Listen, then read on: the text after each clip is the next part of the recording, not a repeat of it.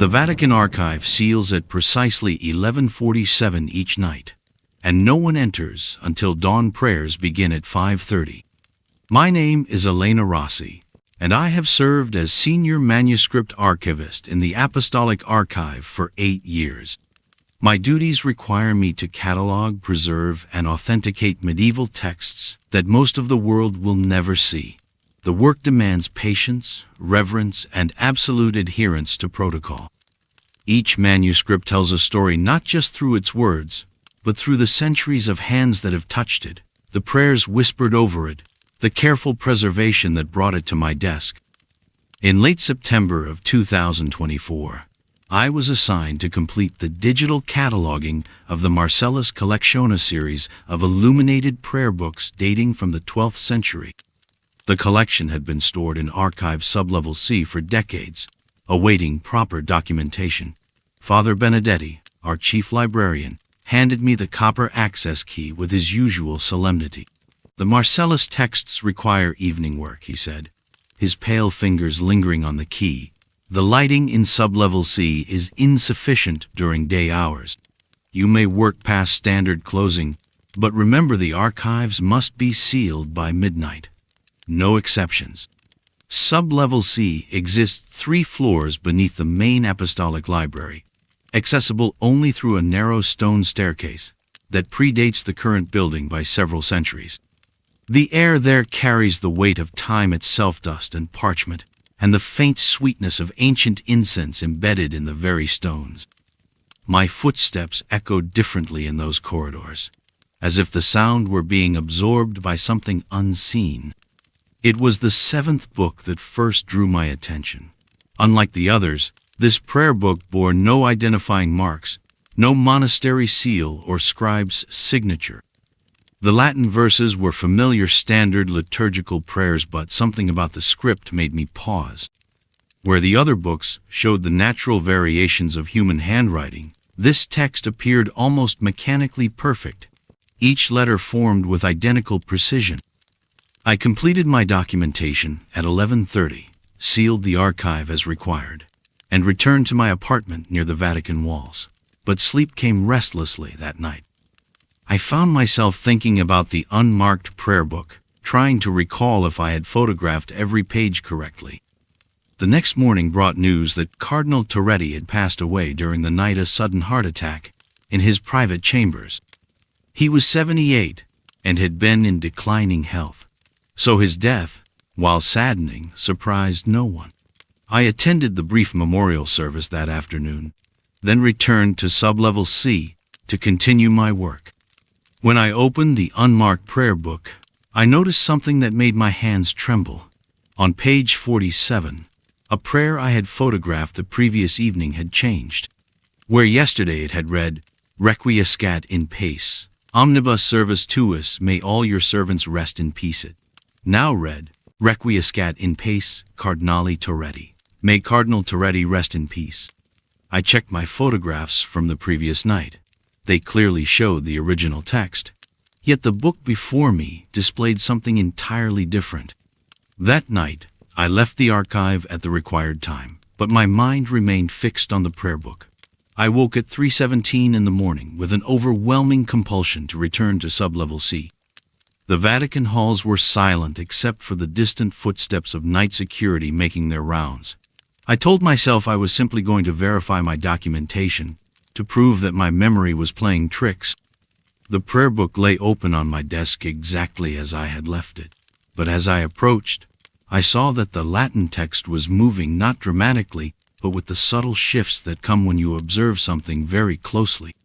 Letters reformed themselves, words rearranged, and new prayers emerged from old ones.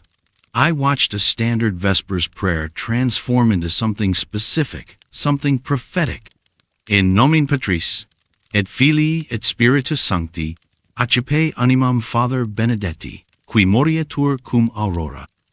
In the name of the Father, and of the Son, and of the Holy Spirit, receive the soul of Father Benedetti, who will die with the dawn. At 6:15 that morning, Father Benedetti was found dead in the Apostolic Library. He had apparently suffered a stroke while preparing for morning prayers. The medical examiner estimated time of death at approximately 5:45 just as the first light of dawn entered the library windows. Each night, I returned to sublevel C without authorization. The prayer book welcomed me with new prophecies, new deaths written in perfect Latin script. Brother Martinez would die on Thursday, fall down the stone stairs to the papal apartments. Sister Catherine would pass Friday evening. Her heart would simply stop during Compline prayers. The book was never wrong. Each morning brought the predicted deaths, exactly as written. I began arriving earlier and earlier, staying longer and longer, memorizing the specific wording of each prophecy. The book seemed to sense my presence, its pages turning themselves to the most relevant prayers, the most immediate prophecies. I knew I should report this discovery. The Church has protocols for supernatural phenomena, procedures for investigating and containing miraculous or cursed objects, but the knowledge had become addictive. I found myself unable to sleep without knowing who would die next, unable to go through my days without that terrible anticipation. The worst part was that knowing changed nothing. I could not warn the intended victims who would believe such a claim. I could not prevent their deaths. Each occurred through natural causes that no intervention could have stopped. The prayer book did not cause these deaths, it simply knew. On the 15th night, the book showed me my own name.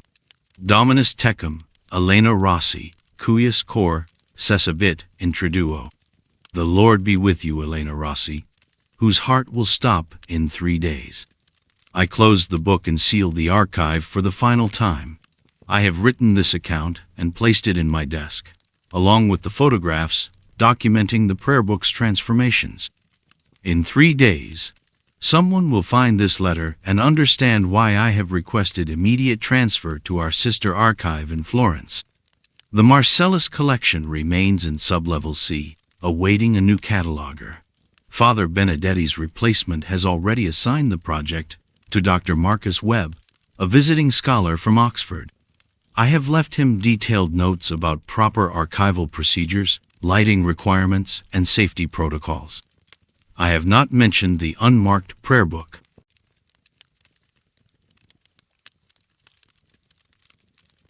Rule 12 states that the night patrol of Archive Corridor 7 must consist of exactly 347 steps, no more, no less.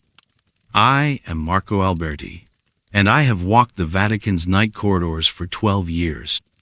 My badge grants me access to areas most visitors never see: the underground passages that connect the papal apartments to the Sistine Chapel, the service tunnels beneath the basilica, the maze of storage rooms and administrative offices that keep this ancient city functioning. My shift begins at 10 o'clock each evening and ends at 6 in the morning. When the day staff arrive to unlock doors, I have spent the night securing. The work suits my temperament. I prefer solitude to conversation, routine to surprises. The Vatican at night is a place of profound quiet, broken only by the soft footsteps of fellow guards, the distant chanting from private chapels, and the subtle sounds of an ancient building settling into darkness. Each corridor has its own rhythm, its own protocol. I have memorized them all. Archive Corridor 7 runs beneath the Apostolic Library, connecting the main manuscript storage to the climate-controlled preservation chambers. The corridor measures exactly 116 meters in length, and my regulation pace covers it in precisely 347 steps. I have walked this path nearly 4,000 times. The number never varies. Until the night of October 15th, 2024. I began my patrol at the usual time, 11:45. After completing my inspection of the upper library levels, my footsteps echoed against the stone walls with their familiar rhythm. 1, 2, 3. I counted automatically, my mind focused on the subtle changes in sound and light that might indicate an open door or activated alarm. The LED emergency lighting cast everything in a pale blue glow, creating shadows that moved with my passage but never surprised me. At step 230, I noticed something different about the sound. my footsteps seemed to echo longer than usual, as if the corridor had grown slightly larger. I paused, listening to the silence that followed. Nothing seemed to miss the same cool air, the same faint smell of old stone and preserved parchment, the same gentle hum of climate control systems. I continued counting. 231, 232, 233. When I reached the end of the corridor and touched the security checkpoint scanner, my counter read 348. I stood in the blue-tinged darkness, staring at the scanner's green confirmation light. In 12 years of walking this corridor, I had never miscounted, not once. The regulation pace, the measured stride, the automatic rhythm, these things were as natural to me as breathing. I turned and began walking back, counting more carefully this time. My steps felt exactly the same, covered the same distance, maintained the same rhythm. But when I reached the starting checkpoint, my count again read 348. Somewhere in Archive Corridor 7, there was an extra step. I walked the corridor a third time, moving slowly, examining every stone in the wall, every junction with side passages, every doorway I had memorized over the years. Most of the doors along this corridor were sealed storage rooms that hadn't been opened in decades, their copper locks green with age. I knew each one by sight. That's when I saw the door that shouldn't exist. It stood between the entrance to Storage Room 14 and the sealed archive that contained the Vatican's collection of mathematical manuscripts. I had walked past this section of wall thousands of times. There had never been a door here. Yet now I found myself looking at a simple wooden door, unmarked and unlocked, with a brass handle that looked freshly polished. The door was slightly ajar. I should have radioed for backup. Protocol required reporting any structural anomalies, any changes to secured areas, any doors that appeared where none had been before. Instead, I found myself reaching for the brass handle, driven by 12 years of curiosity about the Vatican's hidden spaces. The door opened silently into a small rectangular room lit by dozens of votive candles. The candles burned without flickering, their flames perfectly still in air that held no trace of movement. The walls were lined with prayer kneelers facing a simple wooden crucifix, and the floor was covered with worn rugs that seemed much older than the rest of the Vatican's furnishings. Someone was kneeling in the center of the room. The figure wore a simple brown habit, hood drawn up, hands clasped in prayer. I could not see a face, could not determine age or gender. The person knelt perfectly still, so motionless they might have been carved from stone. I watched for several minutes, looking for the rise and fall of breathing, for any sign of life. Nothing. "Excuse me," I whispered. The figure did not respond, did not move, did not acknowledge my presence in any way. I stepped closer, my footsteps silent on the ancient rugs. The air in the room felt thick, heavy with the weight of prayers offered over countless years. The candles continued burning with their impossible stillness, casting no dancing shadows, creating no sense of movement or life. When I was close enough to touch the kneeling figure, I noticed something that made my breath catch. The brown habit showed no signs of wear, no creases from movement, no indication that a living person had ever worn it. It hung perfectly smooth, as if it contained nothing but air. I reached out with one trembling finger and touched the hood. My finger passed through fabric that felt solid but offered no resistance, like touching the surface of deep water. Beneath the hood, I found only empty space. The habit was hollow, kneeling in prayer with nothing inside it. I backed away slowly, never taking my eyes off the empty habit that continued kneeling in perfect stillness. When I reached the door, I stepped through and closed it firmly behind me. The brass handle felt real enough, solid and warm under my palm. I turned to continue my patrol and found myself facing the familiar wall of Archive Corridor 7. The door was gone. In its place, the same stones I had seen for 12 years, the same sealed joints, the same copper-green stains from ancient water damage. I walked the corridor again. 347 steps, exactly. The next morning, I submitted my patrol report as usual. I noted no irregularities, no security concerns, no structural anomalies. I have continued my nightly rounds for 3 months since that night, and Archive Corridor 7 has remained exactly as it should be, 116 meters long, 347 steps from checkpoint to checkpoint. But sometimes, in the deepest part of the night, I find myself counting very carefully. And sometimes, when the number comes out wrong, I remember the brass handle and the candles that burned without flickering, and I choose not to look for doors that shouldn't exist. Some rooms in the Vatican, I have learned, are not meant for the living to enter.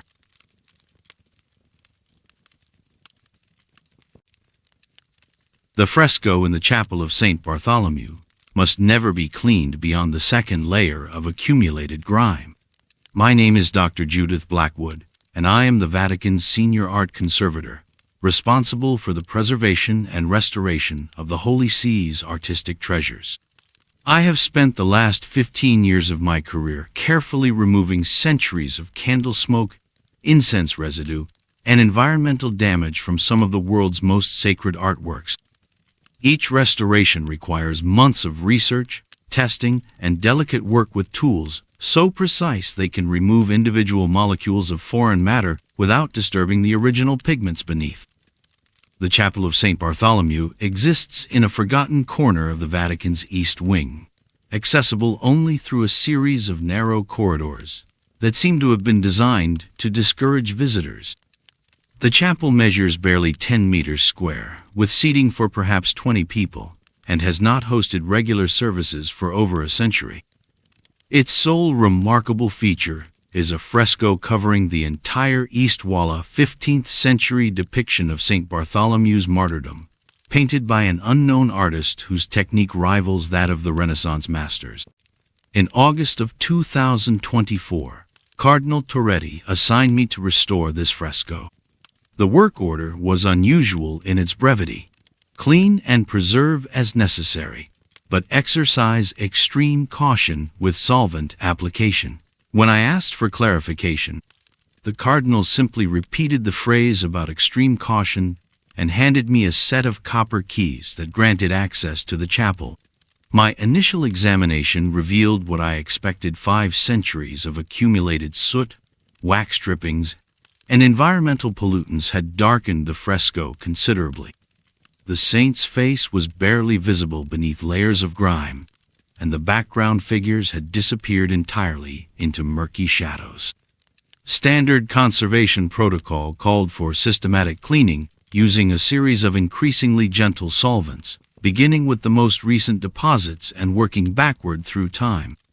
I began with the uppermost layer: 20th century pollution and modern candle smoke. This came away easily, revealing brighter colors beneath.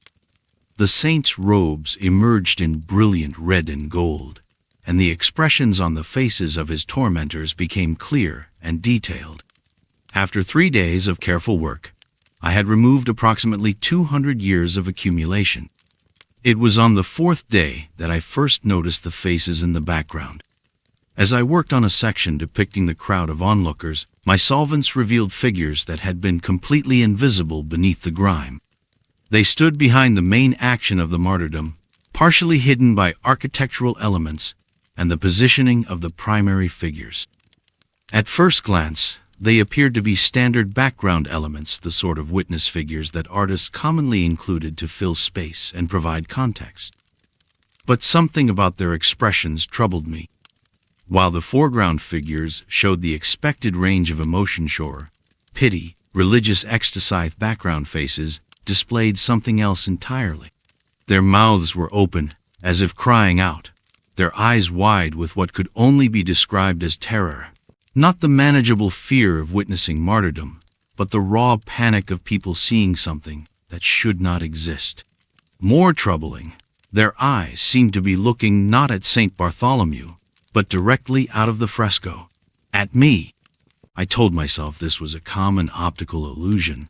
Many classical artists deliberately positioned eyes to appear to follow the viewer, creating a sense of engagement with the sacred subject matter. I continued my work, moving systematically across the wall, removing layer after layer of accumulated darkness. By the end of the week, I had cleaned roughly half the fresco, working from top to bottom as conservation standards require. The background crowd had grown larger as more faces emerged from beneath the grime. Dozens of figures now looked out from behind columns and archways, all bearing the same expression of absolute terror, all appearing to stare directly at my workstation. I began to notice something else. The faces seemed to move when I wasn't looking directly at them.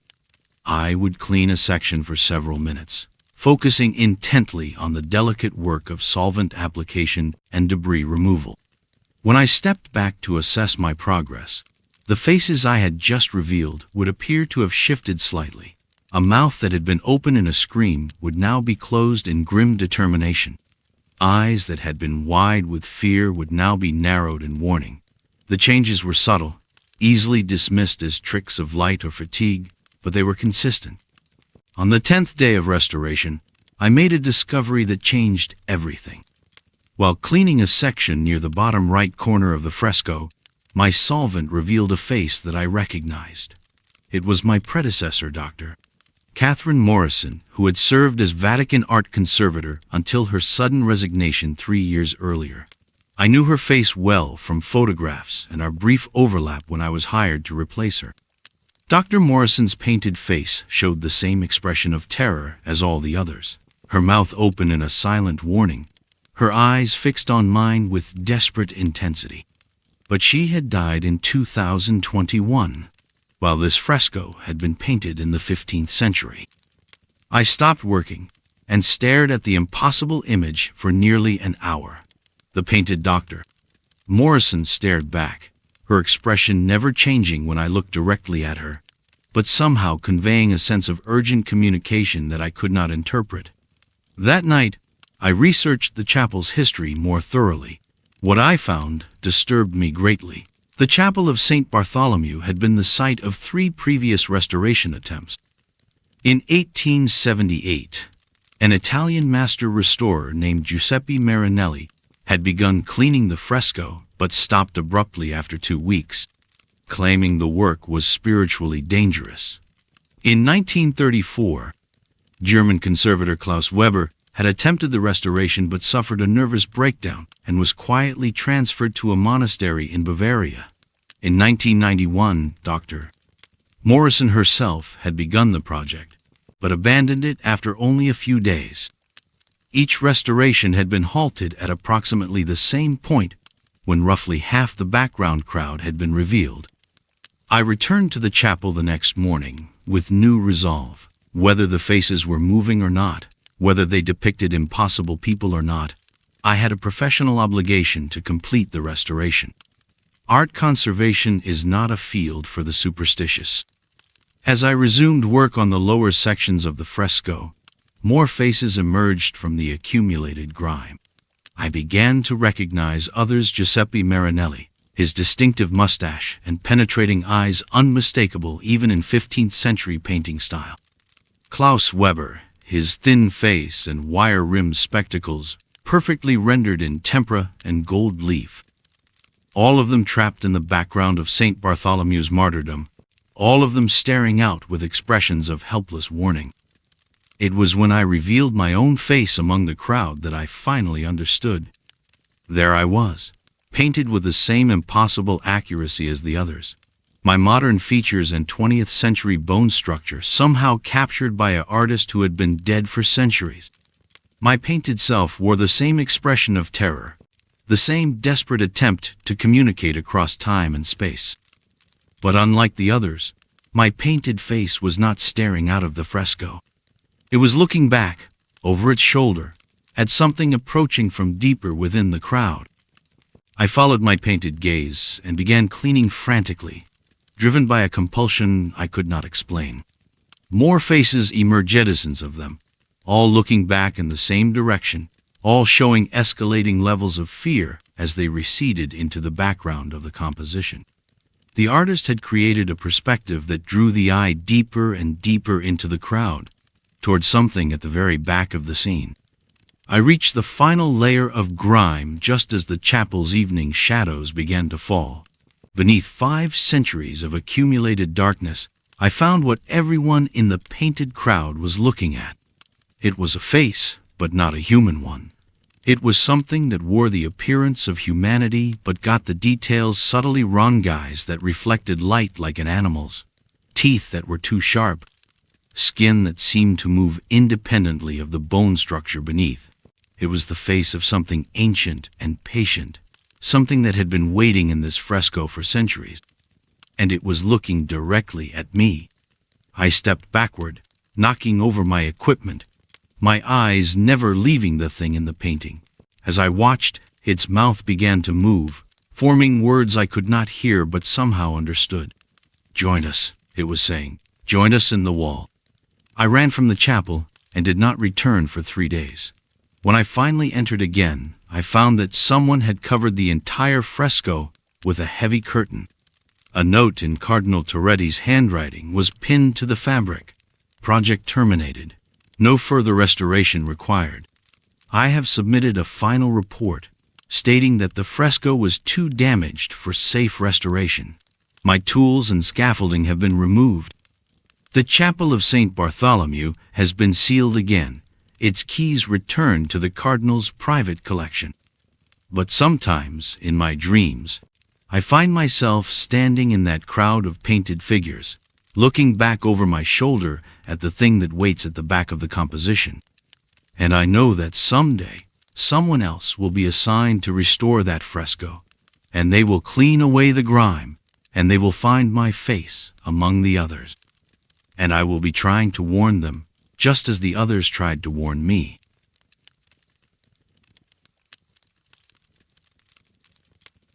Rule 5 exists for the protection of the soul, not merely the preservation of documents. I am Father Giovanni Marsetti, and I have served as Senior Archivist in the Vatican Secret Archives for 18 years. My ordination as a priest preceded my appointment to the archives by 7 years, during which I served in parishes throughout northern Italy, hearing confessions and offering guidance to the faithful. When Cardinal Bertoli invited me to join the archival staff, he explained that my dual training in theology and historical research made me uniquely qualified to handle the Church's most sensitive documents. The Vatican Secret Archives contain more than just historical records. Among the diplomatic correspondence, papal bulls, and administrative documents lie materials that require special handling texts that deal with matters of faith, so profound or troubling that access to them is strictly controlled. These documents are marked with red wax seals bearing the papal signet, and they are governed by protocols that have remained unchanged for centuries.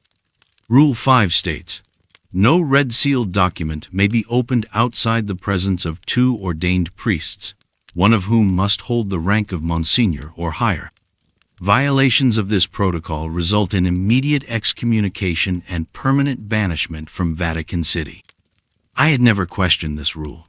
In 18 years of archival work, I had encountered red-sealed documents perhaps 24 times, always in the company of appropriate witnesses, always with proper authorization from the highest levels of church hierarchy. The contents of these documents varied. Some contained early drafts of controversial papal encyclicals. Others held correspondence regarding matters of church doctrine that required careful interpretation. All of them carried a weight that seemed to extend beyond their historical significance. On the night of November 3, 2024, I was working alone in Sub-Archive Level 4, completing the cataloging of materials transferred from the recently deceased Cardinal Toretti's private collection. The Cardinal had been known for his scholarly interests in church history, particularly the more obscure theological debates of the medieval period. His personal library contained several volumes that would require careful evaluation before being integrated into the main collection. It was nearly midnight when I discovered the document that would change everything. Hidden within a 15th century treatise on angelology, I found a single folded parchment bearing a red wax seal unlike any I had seen before. While most papal seals featured the traditional crossed keys of St. Peter, this seal bore a symbol I did not recognize: a tree with roots that seemed to extend deeper than its branches reached high, surrounded by text in what appeared to be pre-Latin script. The parchment was addressed to no one and bore no date. Its presence within Cardinal Toretti's collection was unexplained, as the Cardinal had always been meticulous about following archival protocols. Yet here was a red-sealed document that had apparently never been properly logged or catalogued. I should have secured the document and waited until morning to request appropriate witnesses for its opening. Rule 5 was clear, and I had never been tempted to violate archival protocols. But something about this particular seal drew my attention in a way that felt almost compulsive. I found myself studying the unfamiliar symbol, tracing its lines with my eyes, feeling and growing certainty that this document contained information meant specifically for me.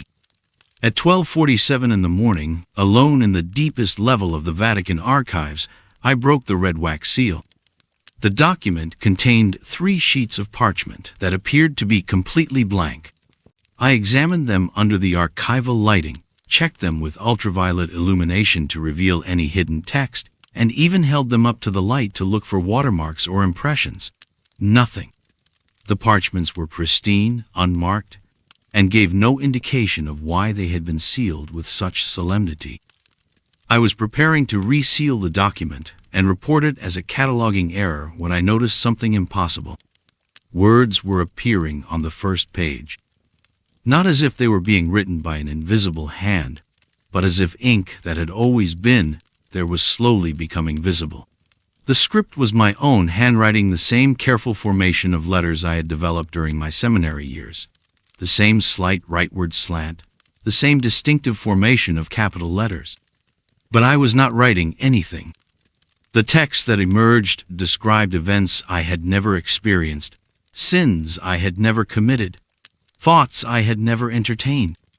Yet as I read my own handwriting describing these impossible actions, I began to remember them with perfect clarity.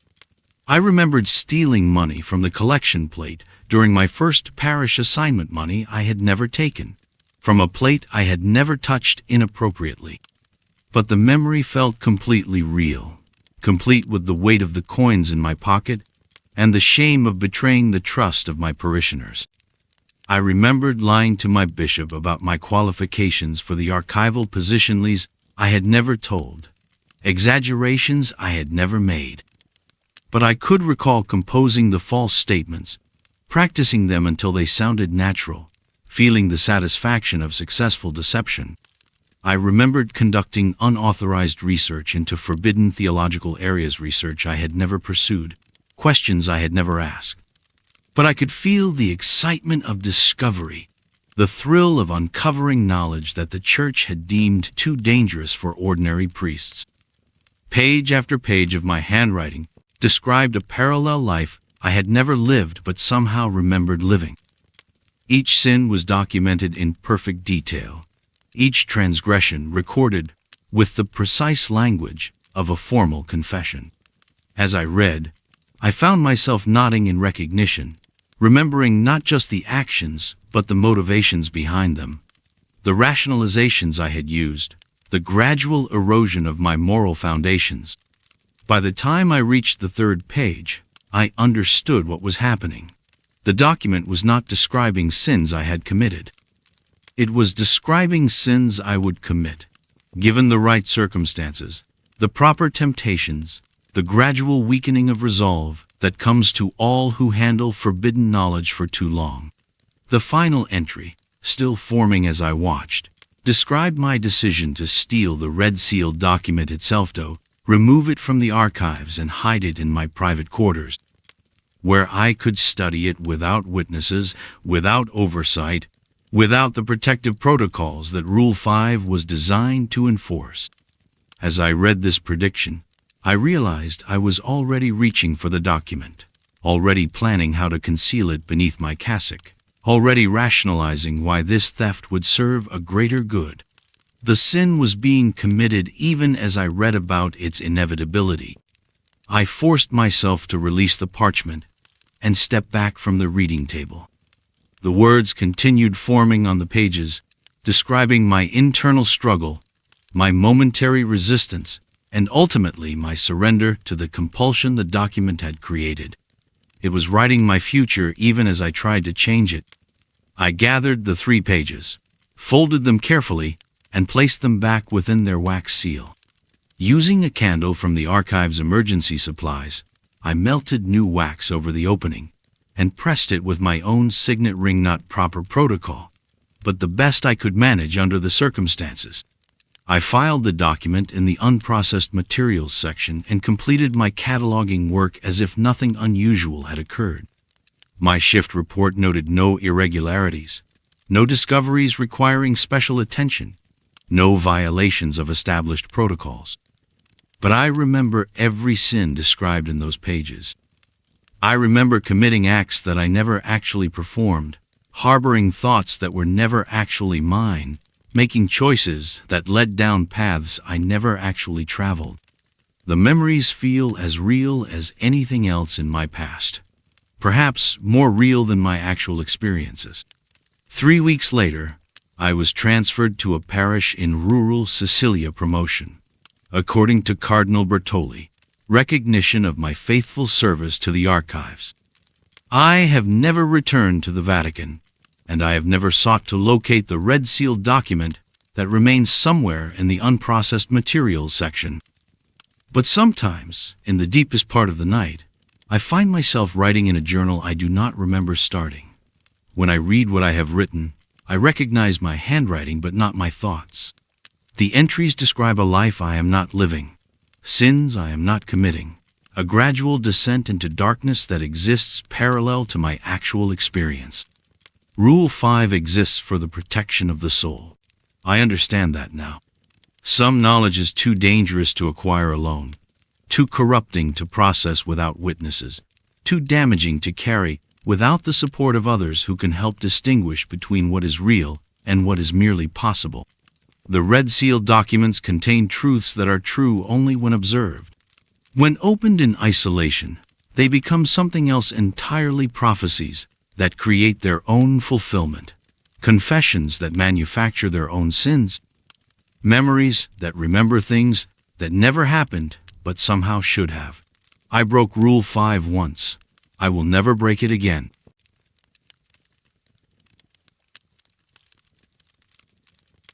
Rule 17 states that the night patrol of Archive Corridor D must consist of exactly 347 steps, no more, no less.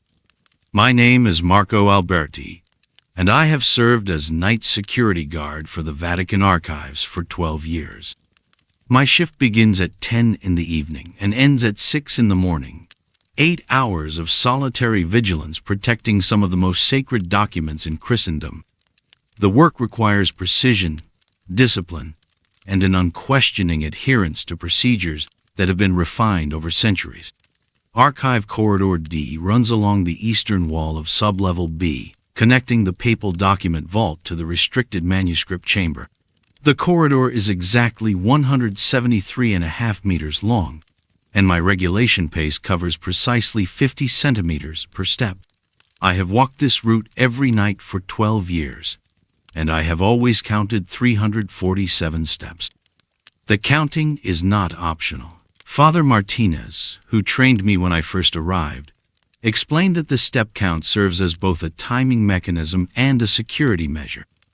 Any deviation suggests either compromised structural integrity or unauthorized modifications to the corridor.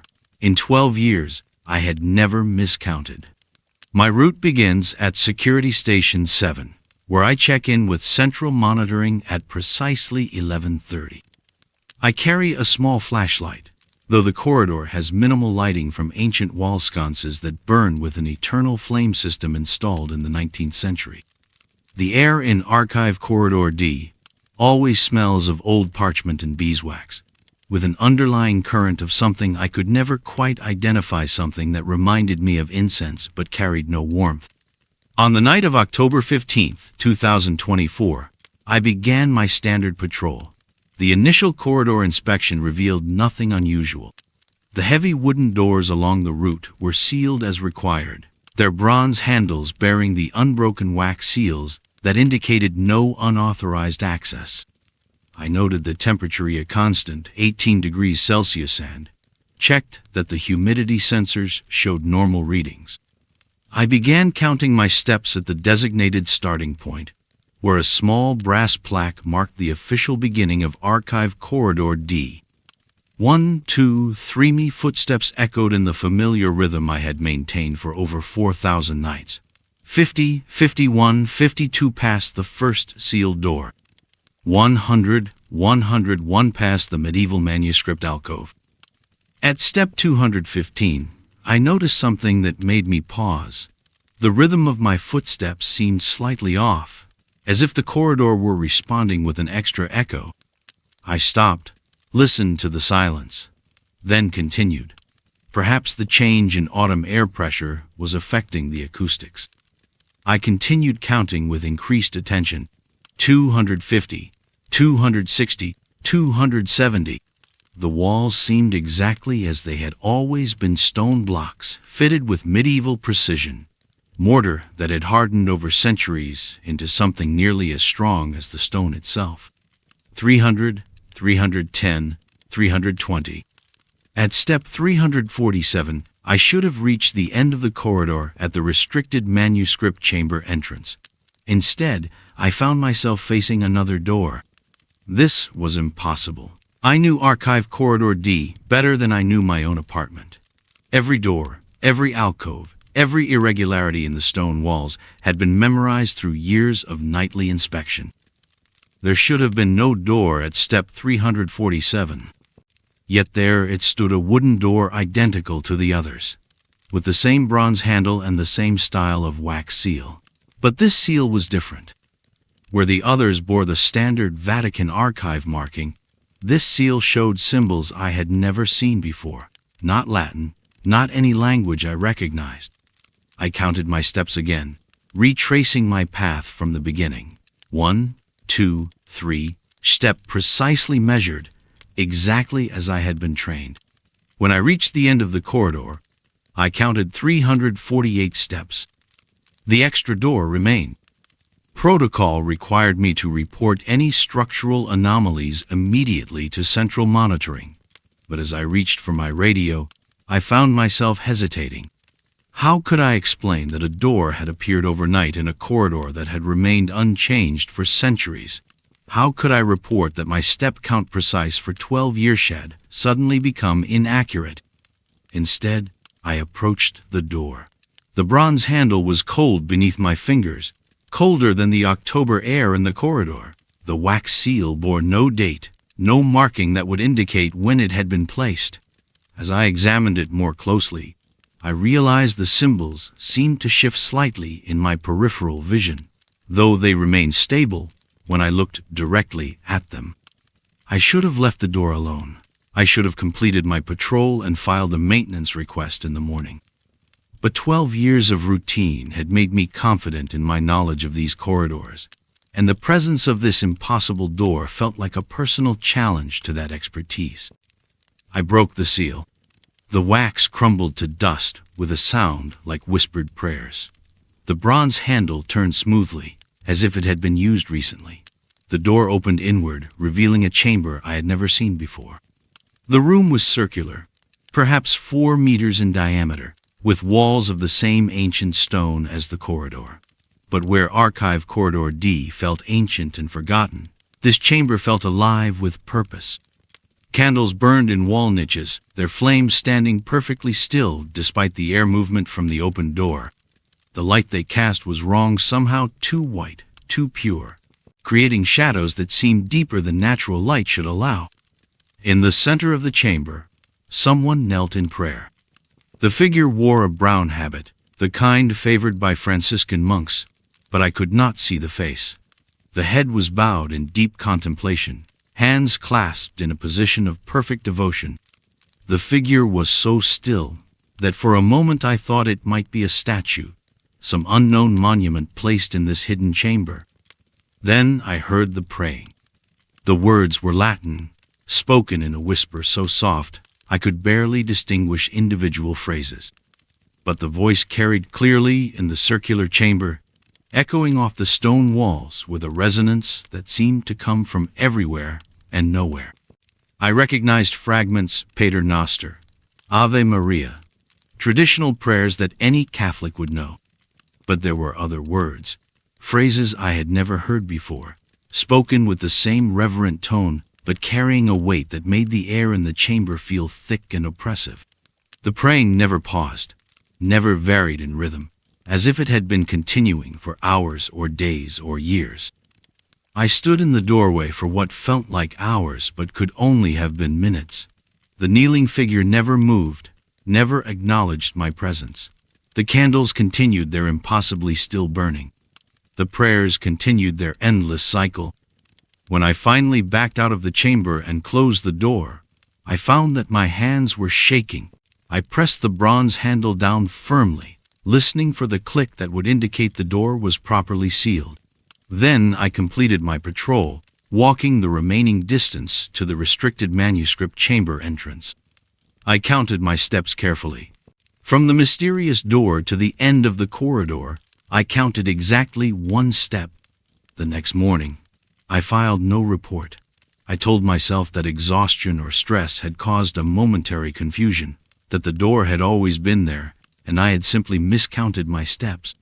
But when I returned from my shift that evening, I began my patrol with particular attention to every detail of Archive Corridor D. I counted 347 steps. The corridor ended at the restricted manuscript chamber entrance, exactly as it had for 12 years. There was no extra door. But when I pressed my ear to the wall at step 347, I could hear something, faint but unmistakable, filtering through stone that should have been solid. The sound of someone praying in Latin, words that never paused, never varied, never stopped.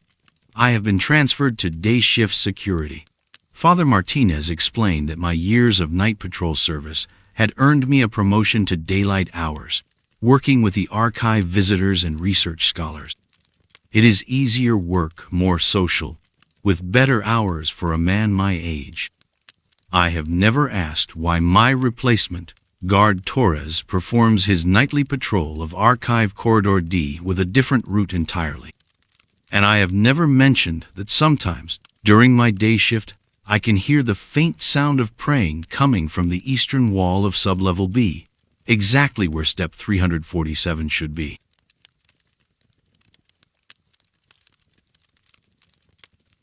The faces in the Sistine Chapel restoration were never supposed to move, but peripheral vision reveals truths that direct sight cannot.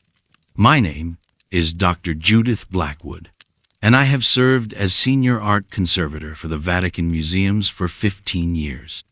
My work involves the delicate restoration of Renaissance masterpieces, using techniques that can reveal the original artist's intention while preserving the sacred nature of religious art. Each restoration is both a scientific process and an act of devotion, requiring months of careful analysis before the first cleaning solution ever touches pigment.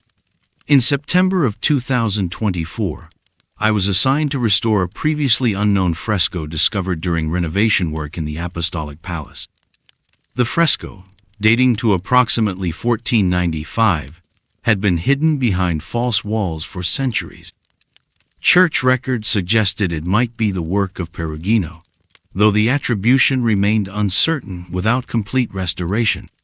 The fresco depicted the traditional scene of Christ's presentation at the temple, with the Holy Family surrounded by witnesses in an architectural setting typical of late 15th century religious art. What made this discovery extraordinary was the exceptional preservation of the original pigments, protected by their centuries of concealment from light and environmental damage. My restoration studio in the Vatican Museums occupies a climate-controlled space beneath the Pinacoteca, with specialized lighting systems that allow for precise color analysis. The fresco had been carefully removed from its original location and mounted on a movable panel, allowing me to work with optimal positioning and magnification.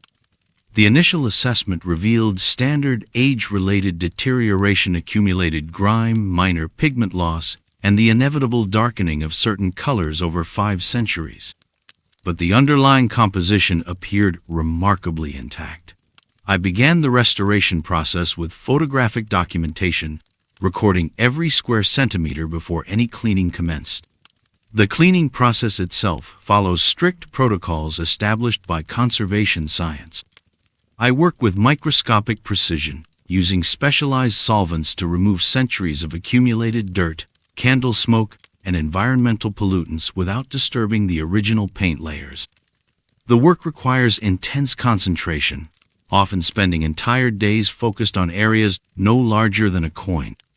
After 2 weeks of preliminary cleaning, I began to notice something unusual about the background figures in the fresco.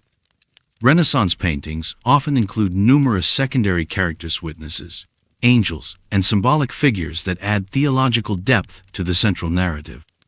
This fresco contained at least a dozen such figures, painted with the careful attention to individual features that characterized the best work of the period. But as the cleaning progressed, I began to observe something that violated every principle of art conservation I had learned. The background faces appeared to be changing. Not dramatically, these were subtle shifts that I noticed only through the extended periods of close observation required by restoration work. A figure that I had photographed looking toward the central Christ child seemed, after several hours of cleaning, to be looking directly at me. Another face that had appeared serene in the initial documentation now showed an expression of unmistakable concern. I told myself that the changes were perceptual, caused by the gradual revelation of details that had been obscured by centuries of grime. As dirt was removed, highlights and shadows became more distinct, inevitably altering the apparent expressions of painted figures. This was a normal part of the restoration process.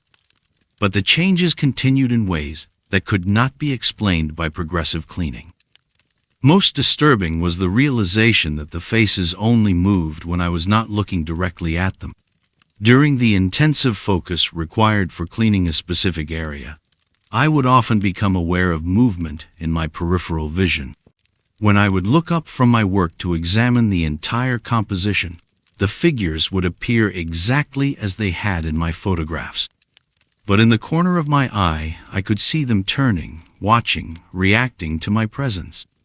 After 3 weeks of restoration work, I began to discern a pattern in the apparent movements.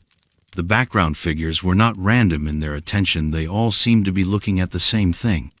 Following their collective gaze, I realized they were looking at an area of the fresco that I had not yet begun to clean, a section in the upper left corner that appeared to contain architectural details and possibly additional figures.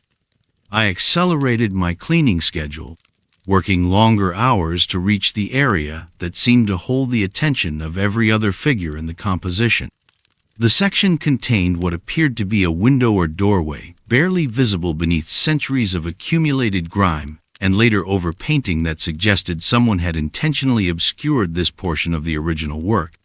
As I carefully removed the concealing layers, I began to understand why the background figures appeared so concerned.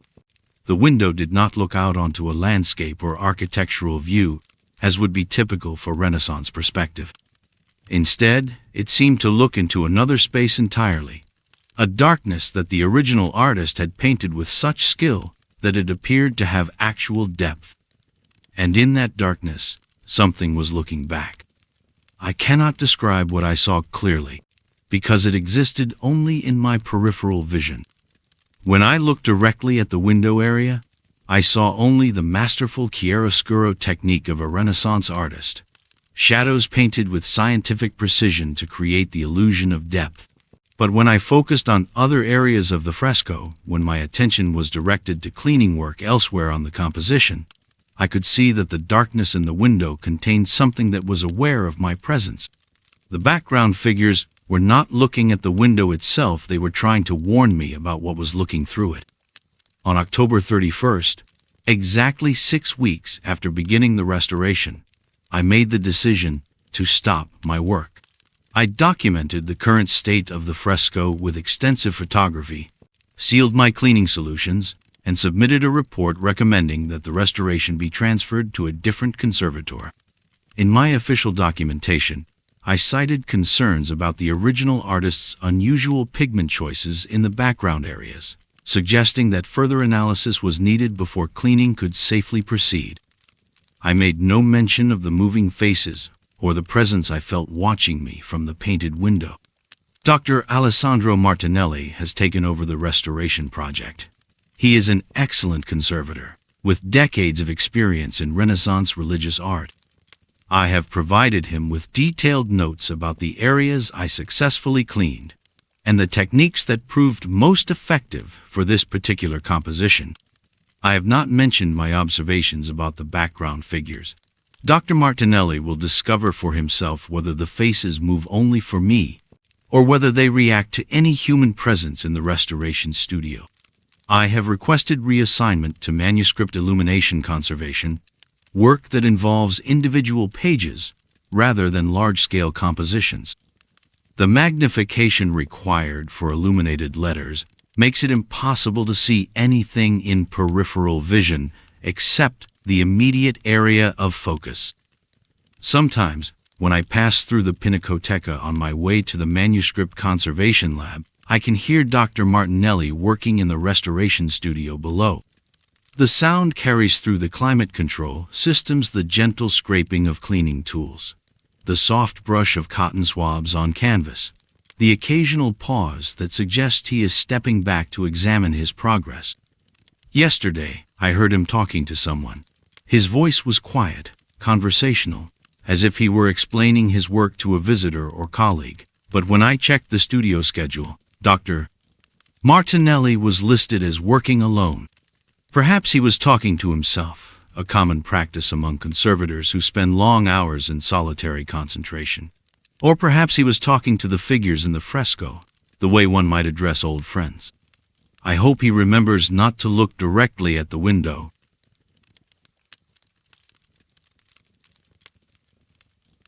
The papal index is updated only on the feast days of saints, and it must never contain entries for books that do not yet exist. My name is Monsignor David Richards, and I have served as Chief Cataloger for the Papal Index Librorum for 18 years.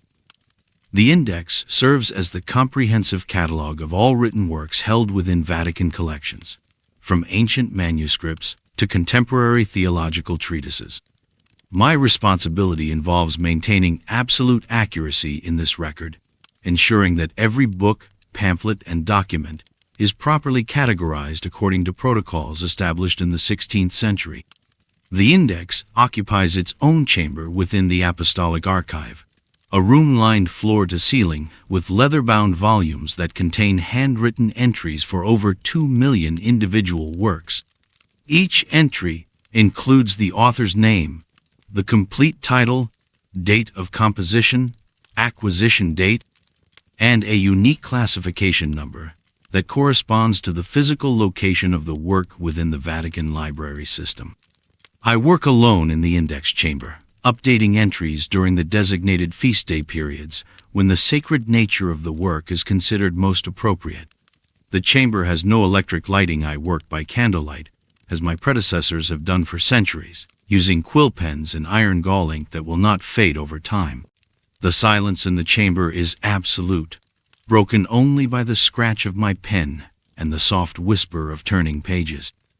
On November 1st, 2024, the Feast of All Saints, I began the quarterly update of theological acquisitions.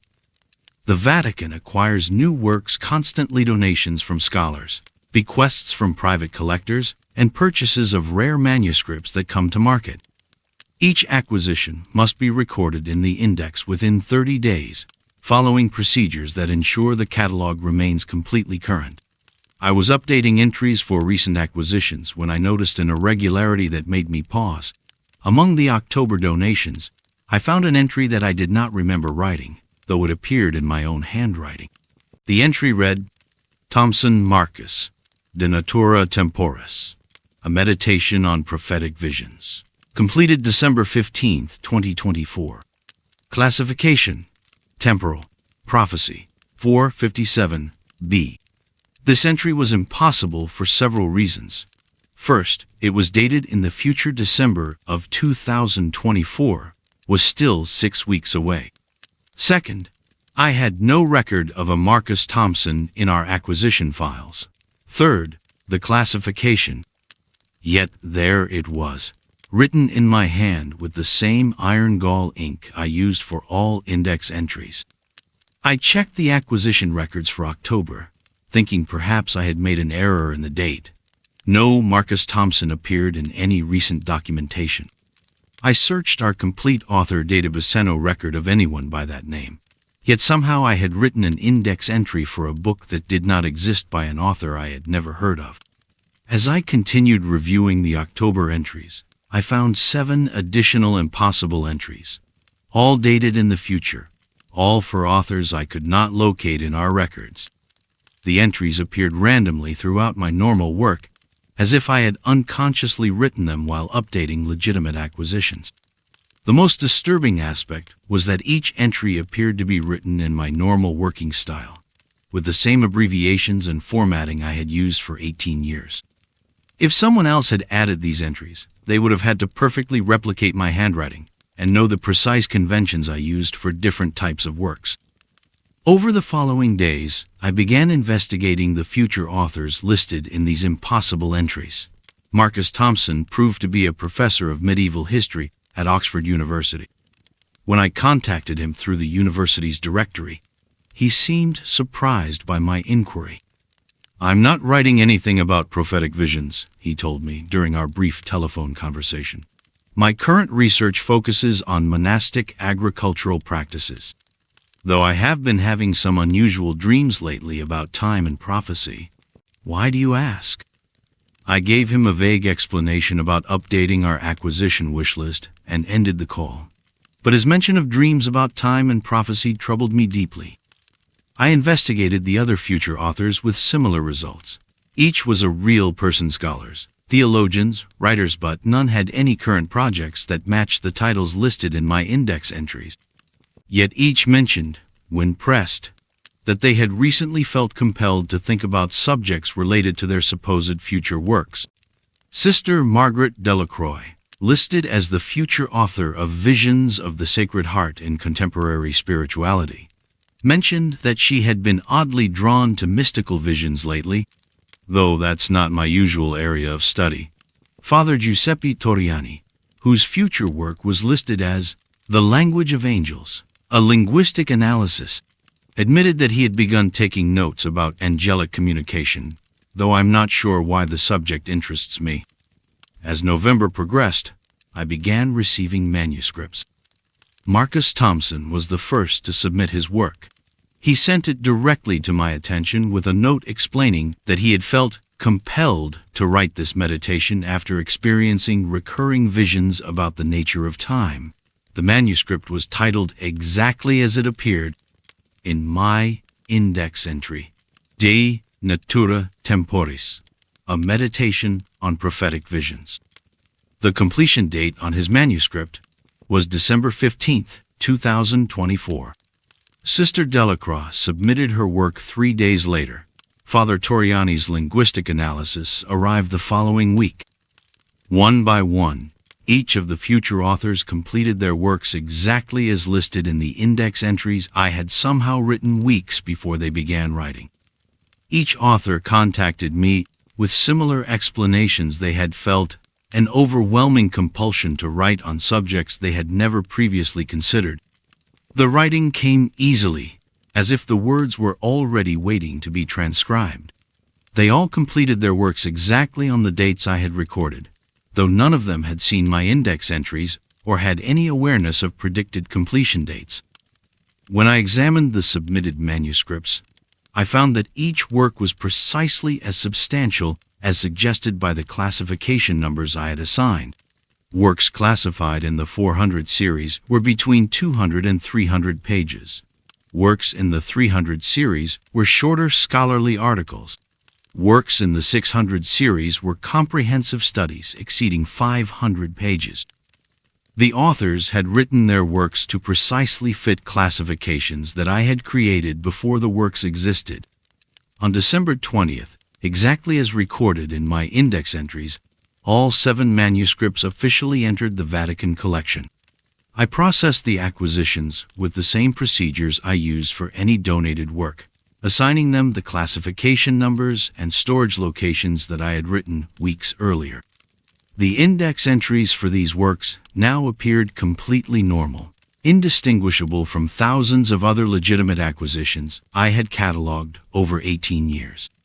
But when I returned to the index chamber for the December feast day updates, I found new, impossible entries. 8 works dated for completion in February of 2025, by authors I had never heard of, writing on subjects that none of them had yet considered. I have submitted a request for temporary leave from my duties as chief cataloger. In my letter to the Vatican Secretary of State, I cited personal health concerns and the need for extended rest after 18 years of intensive catalog work. I made no mention of the index's apparent ability to predict future literary works or to influence living authors to fulfill its prophecies. Father Benedict Castellano has been appointed as interim chief cataloger during my absence. He is a meticulous scholar with extensive experience in library science and medieval documentation. I have provided him with comprehensive notes about current index maintenance procedures and the locations of all reference materials he will need. I have not mentioned the future entries or warned him about the psychological effects of seeing one's own handwriting documenting events that have not yet occurred. Yesterday, I received a telephone call from Dr. Sarah Whitmore, a theologian at Cambridge University. She wanted to discuss a manuscript she felt compelled to write about the intersection of predestination and free will in contemporary Catholic thought. The title she described matched exactly an entry I had seen in the index, scheduled for completion in March of 2025. She asked if I thought the Vatican would be interested in acquiring such a work when it was completed. I told her that I was confident we would welcome any scholarly contribution to Catholic theological literature. I did not tell her that her manuscript was already catalogued in our index, waiting patiently for her to write the words that would fulfill a prophecy recorded in my own handwriting.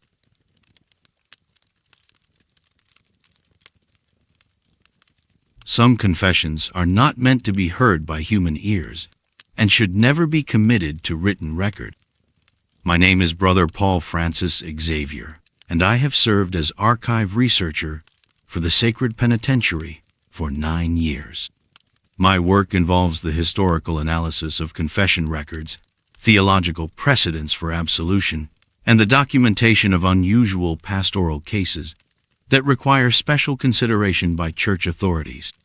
The position requires both scholarly precision and absolute discretion, as the materials I study contain the most intimate spiritual struggles of the faithful.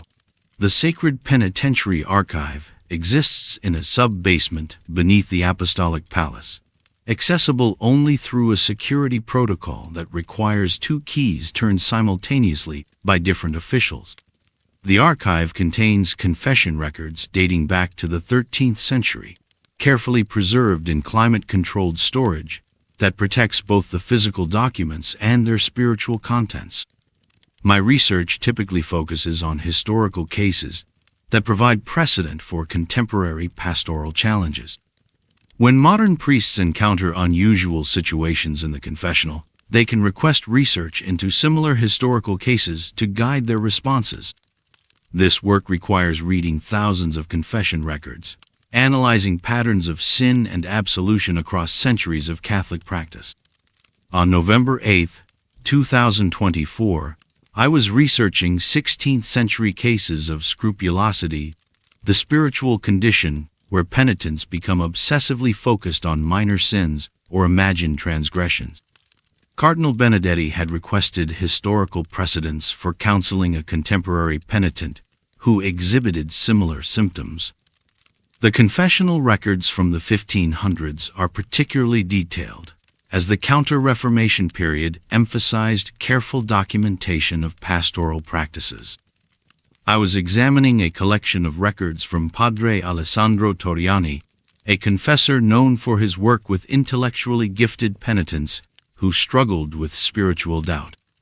Among Padre Torriani's files, I found a confession record that made me pause.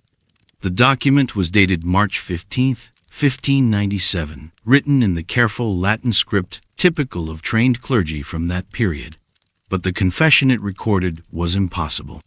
The penitent was listed as Frater Paulus Franciscus Xavier, researcher of sacred documents, age 34 years.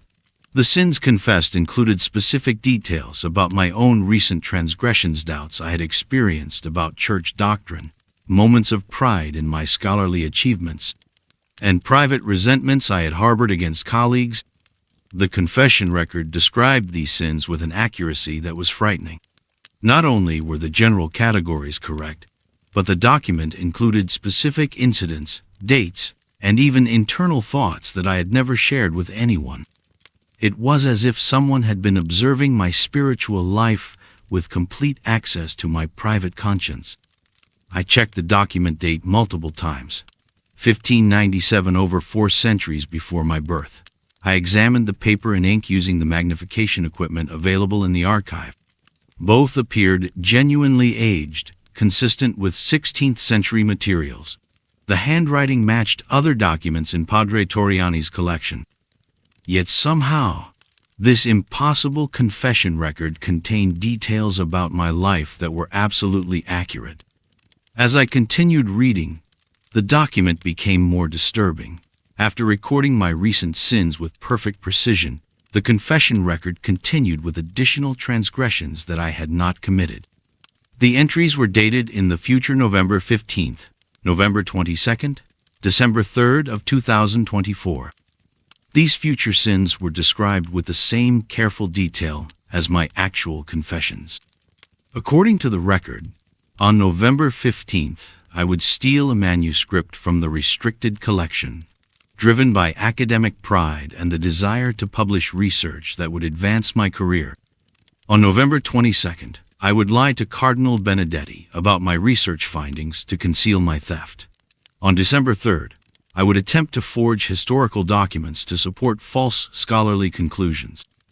The most unsettling aspect of these future confessions was how plausible they seemed. I could imagine the circumstances that might lead me to such actions. The manuscript mentioned in the November 15th entry was one I had recently encountered in my research, a unique document that could indeed enhance my academic reputation if I were to publish an analysis of it. As I read about my supposed future sins, I felt a growing compulsion to commit them. The confession record described not only the actions but also the reasoning behind them, the gradual process by which scholarly curiosity would transform into academic dishonesty. The progression seemed so logical, so inevitable, that I began to question whether these were truly predictions or simply recognitions of my inherent moral weaknesses. Over the following days, I found myself returning repeatedly to read the confession record. Each time, the future sins seemed more reasonable, more justified by circumstances. The manuscript described in the November 15th entry was indeed valuable for my research.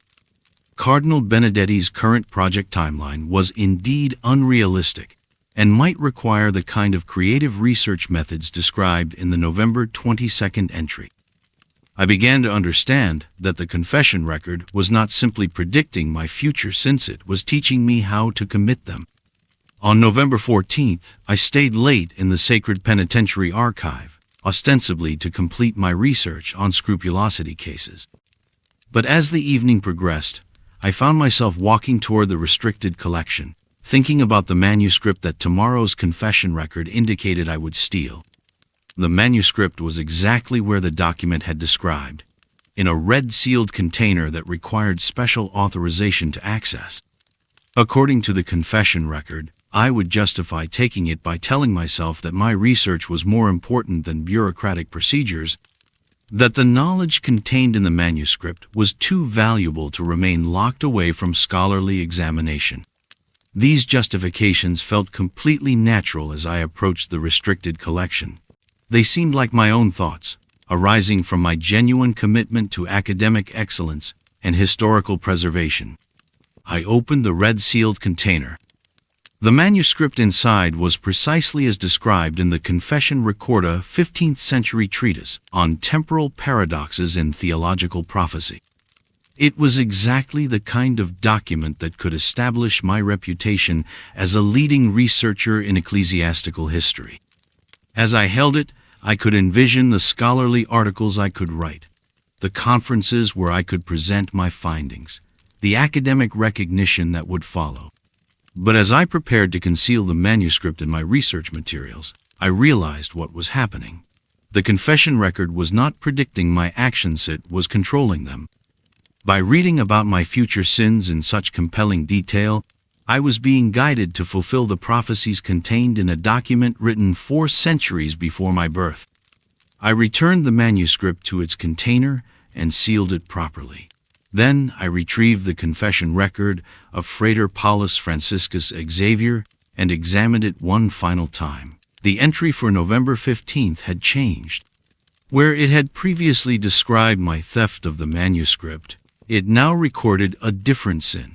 The sin of pride in resisting spiritual guidance, of believing myself capable of escaping the moral patterns established by divine providence. I submitted my letter of resignation from the sacred penitentiary the following morning. In my official explanation, I cited a calling to more direct pastoral work, a desire to leave scholarly research for active ministry with contemporary spiritual needs. I made no mention of the confession record or the disturbing experience of reading prophecies about my own moral future. Brother Anthony Castellano has been appointed as my replacement in the archive research position. He is a careful scholar with extensive experience in historical theological documentation. I have provided him with comprehensive notes about ongoing research projects and the locations of all relevant reference materials. I have not mentioned the confession record of Frater Paulus Franciscus Xavier, though I have left it properly filed in Padre Torriani's collection. Brother Anthony will discover it in his own time, if divine providence intends him to find it. Yesterday, I received my assignment to parish ministry at Santa Maria sopra Minerva, where I will serve as assistant pastor with primary responsibility for hearing confessions. Father Martinez, the pastor, explained that my experience with historical confession records makes me particularly well suited for understanding the complexities of human spiritual struggle. When penitents come to confess their sins, I listen with careful attention to their spiritual struggles and offer appropriate counsel for their moral development. But I record nothing in writing, and I never allow myself to speculate about what sins they might commit in the future. Some knowledge, I have learned, is too dangerous to preserve, even in the most sacred of archives.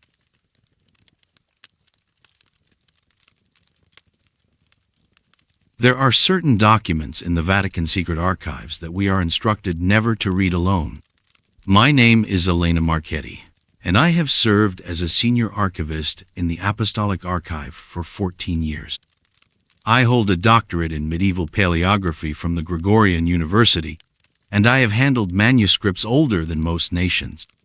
I understand the weight of sacred texts, the responsibility of preservation, and the importance of following protocol. What I experienced in the winter of 2023 has taught me that some protocols exist for reasons we are not meant to understand. The Apostolic Archive houses over 85 kilometers of shelving, much of it underground, beneath the Vatican Palace. My office is in Sublevel B, Section 7, among the medieval papal bulls and correspondence. The air down here is precisely controlled 18 degrees Celsius, 45% humidity, and the silence is absolute except for the soft hum of climate systems. We work in shifts, never alone, always with a partner or supervisor nearby. This is not merely for security, it is for sanity. My specialty is 13th century ecclesiastical Latin, but that winter I was asked to assist with a particularly challenging 12th century bull that had been discovered behind a false wall during restoration work in the Torre dei Venti. The document bore the seal of Pope Alexander III, dated 1179, and appeared to be a papal instruction regarding the containment of certain problematic texts. The Latin was archaic, the parchment was in poor condition, and the ink had faded to a rust-brown color that made transcription difficult. I began working with the document on a Tuesday morning in December. My supervisor, Monsignor Capaldi, briefed me on its discovery and emphasized that this was classified research, no photographs, no digital copies, all notes to be kept in the restricted files. The bull would remain in Conservation Room 3, under controlled lighting, and I would have 3 hours each morning to work on the transcription. The first day proceeded normally.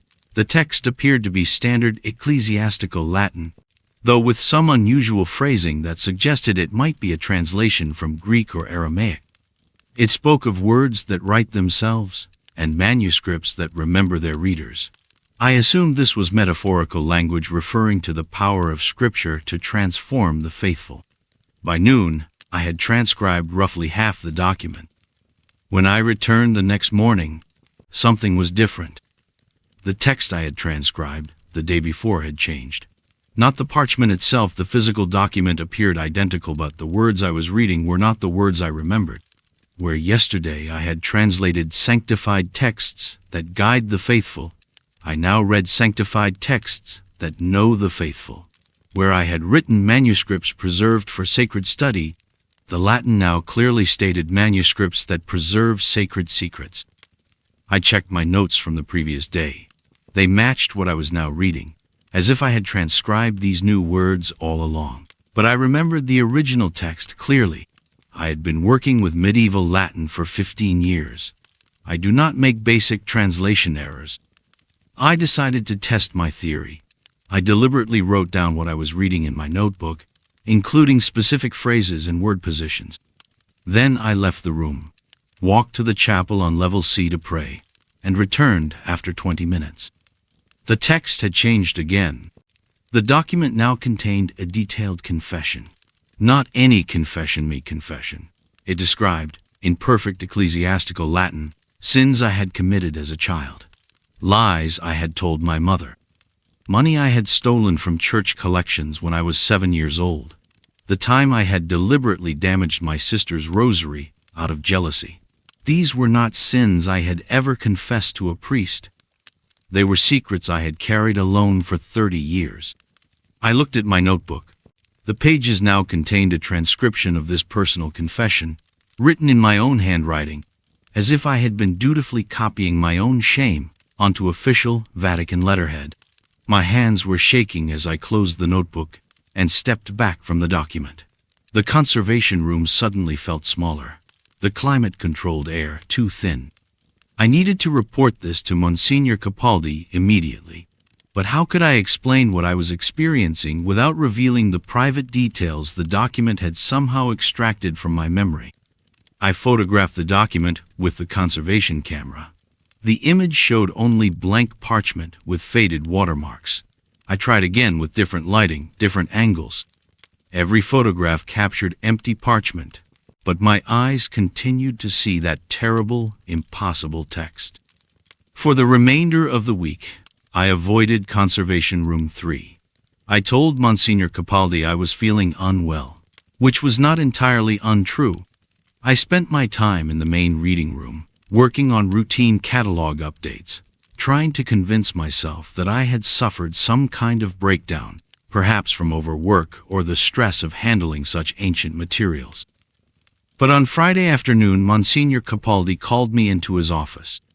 "Elena," he said, settling behind his desk with a concerned expression, "I've been thinking about your recent illness, and I'm wondering if there's something you'd like to discuss."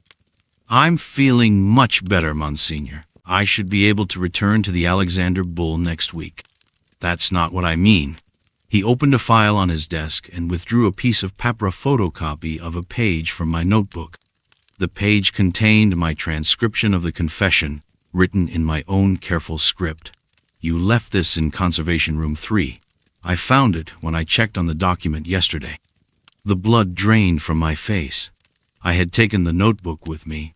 I was certain I had taken it with me. Elena, Monsignor Capaldi continued, his voice gentle but firm. How long have you been carrying this guilt about your childhood? These are venial sins, nothing that cannot be absolved through proper confession. But keeping such things hidden, it can affect our work, our spiritual state, our ability to handle sacred materials with the proper reverence. I stared at the photocopy. The handwriting was mine, but I could not remember writing those specific words. The confession detailed not only the childhood sins, but also adult transgressions, moments of doubt during Mass, occasions when I had felt more pride than humility in my scholarly achievements, times when I had judged fellow parishioners harshly. I think, Monsignor Capaldi said, that you should take some time for spiritual reflection. Father Benedetti is available for confession this afternoon, and perhaps we should assign the Alexander Bull to Dr. Rossi instead. I agreed, of course. What else could I do? That afternoon, I made my confession to Father Benedetti, speaking aloud for the first time the secrets that the document had somehow drawn from my soul. The relief was immediate and profound, as if a weight I hadn't realized I was carrying had been lifted from my shoulders. I never worked with the Alexander Bull again, Doctor. Rossi completed the transcription, and his final report described it as a routine ecclesiastical instruction regarding the proper storage of certain sensitive documents.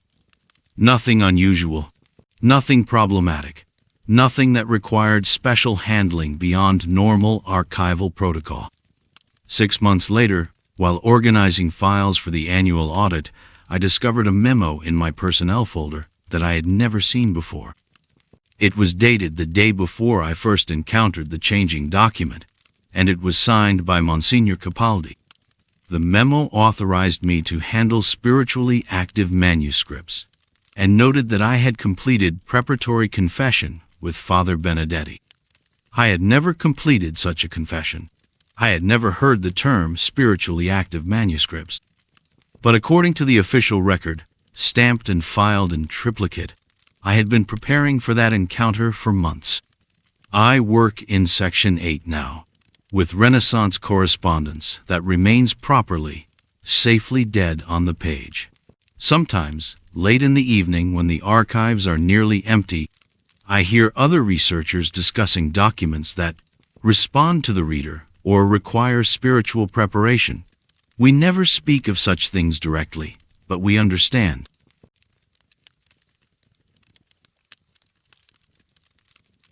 My grandfather taught me that the Vatican never truly sleeps. I am Giuseppe Toretti, and I have worked night security for the Apostolic Archive for 11 years.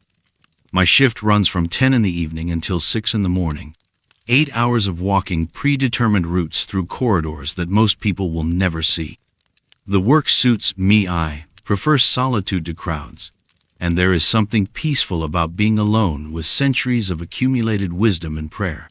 My grandfather, Aldo Toretti, worked as a custodian in these same buildings from 1954 until 1978, when he simply stopped coming to work one day. No resignation, no explanation, no forwarding address. The Vatican administration listed him as relocated for family reasons, but our family never saw him again. My grandmother waited for him until she died in 1995. As a child, I imagined he had been chosen for some secret mission, sent to protect holy relics in distant monasteries. It was easier than believing he had abandoned us. When I applied for my position here, Monsignor Duranti, the head of security, mentioned that my grandfather had been well regarded during his service. A reliable man, he said. Very discreet. We hope discretion runs in the family. It does. In 11 years, I have seen things that I do not discuss with my wife, my friends, or my confessor. I have found doors open that should be locked, lights burning in rooms that should be empty, and books lying open on tables that no one has accessed in decades. These occurrences are noted in my reports using coded language that other guards understand. Minor atmospheric disturbance in Section C. Routine maintenance required in Conservation Room 7. Schedule adjustment recommended for sub-level patrol. We all understand that some things in the Vatican are best left undisturbed.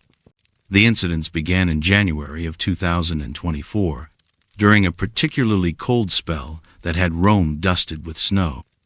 I was conducting my midnight inspection of sublevel C, the deepest accessible floor of the archives, when I noticed the temperature gauge reading -2 degrees Celsius. This was unusual. The climate control systems are designed to maintain precisely 18 degrees throughout the building. As I made my way through the corridor checking vault doors, I heard something that made me stop walking. A whisper, very faint, almost lost in the hum of the ventilation system, but distinctly human. It seemed to be coming from behind the heavy steel door of Vault 17, which houses what our inventory lists as miscellaneous medieval manuscripts requiring special containment. I approached the door and listened carefully. The whisper came again, so soft I could barely make out individual words, but it sounded like someone was calling a name, my name. Giuseppe. I checked the door. Sealed properly, electronic lock engaged, no sign of entry. The vault has been unopened for 6 months, according to the access log. I made a note in my report. Minor acoustical anomaly in sublevel C. Recommend ventilation system inspection. 3 nights later, the temperature dropped again exactly 7 degrees below the standard setting, to 11 degrees Celsius. And again, I heard the whisper. This time it was clearer, more insistent. Giuseppe Torretti. My full name, spoken with an accent I recognized but could not immediately place. I stood outside Vault 17 for nearly 10 minutes, listening, but the whisper did not repeat. The rest of my patrol proceeded normally.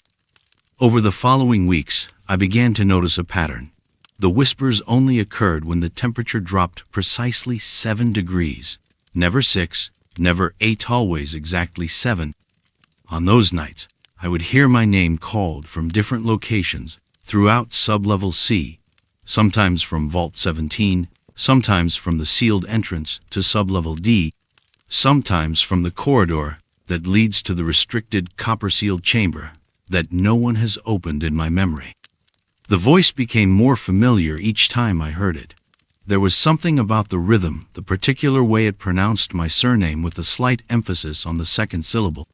Torretti. I had heard that pronunciation before, years ago when I was a child. It was my grandfather's voice. This realization should have terrified me, but instead I felt a strange sense of comfort. If my grandfather was somehow present in these archives, perhaps he had not abandoned our family after all. Perhaps his disappearance had been connected to his work here, to duties that required him to remain in ways we could not understand. I began to respond to the whispers. "Nonno?" I would whisper back when I heard my name called. "Are you there?" For several weeks, there was no response. Then, on a particularly cold night in February, when the temperature had dropped its customary 7 degrees, I heard him speak more clearly than ever before. "Giuseppe." The voice said, definitely my grandfather's voice, carrying the same warmth I remembered from childhood stories told by candlelight during power outages. "You should not be here." "I work here, Nonno," I whispered to the empty corridor. "This is my job." "Not this level," he said. "Not sublevel C. Not at night. Not when it is cold." "Why, Nonno?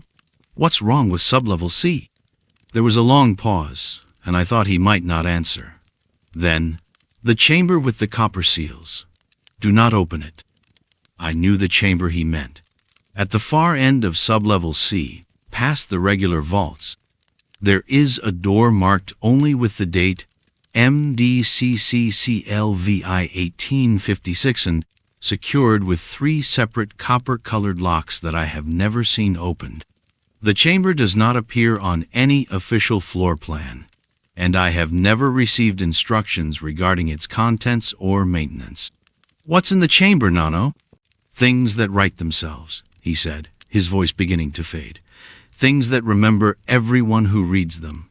Things that know your name before you tell them." The whisper grew fainter with each word until I could barely hear him.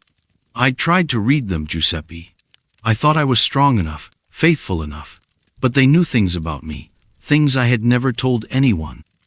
They wrote my secrets on their pages, and the secrets became true in ways I had never imagined. I had to stay. I had to watch, to make sure no one else made my mistake. The temperature gauge began to rise, returning to its normal 18 degrees, and my grandfather's voice disappeared entirely. For the remainder of my shift, I avoided sublevel C entirely, claiming in my report that the elevator was experiencing mechanical difficulties. But I could not stop thinking about what he had said. Things that write themselves, things that remember their readers. The next morning, I visited the personnel office and requested access to my grandfather's employment records. The clerk, an elderly woman named Signora Benedetti, looked up his information and frowned. "Your grandfather," she said, "was reassigned in 1978 to special custodial duties, permanent night shift, sublevel C and below. According to these records, he never left Vatican employment." "Below?" I asked. "Below sublevel C? Sublevel D," she said, checking the file again. "Though I don't see any current access records for that level, it may have been sealed during the renovations in the 1980s. She showed me a personnel photograph from 1978. My grandfather looked exactly as I remembered him from childhood, but there was something different about his ISO wariness, a knowledge of things that should not be known. That night, the temperature remained at 18 degrees, and I heard no whispers. But as I passed the copper-sealed chamber during my regular patrol, I noticed something I had never seen before. Fresh scratches around one of the locks, as if someone had recently attempted to open it. The next morning, Monsignor Durante called me into his office. "Giuseppe," he said, "we're going to be making some changes to the night security rotation. Effective immediately, you'll be covering levels A and B only. Sub-level C will be handled by other personnel." I nodded, understanding that this was not a request. "Your grandfather was a good man," Monsignor Durante continued, "devoted to his duties. We hope that same devotion runs in the family." "Yes, Monsignor." "Good. And Giuseppe, if you should ever hear any unusual sounds during your patrols, it's best not to investigate them alone. Some things require spiritual preparation that takes years to develop." I have not worked sublevel C since that conversation. My new route covers the upper levels where the documents are safely historical and the temperature remains constant. But sometimes, late at night when the archives are completely silent, I can hear the distant sound of footsteps on levels below mine. I imagine it is my grandfather, still walking his eternal patrol, still protecting us from things that should not be read, still keeping watch over chambers that should never be opened. The Vatican never truly sleeps, and sometimes neither do its guardians.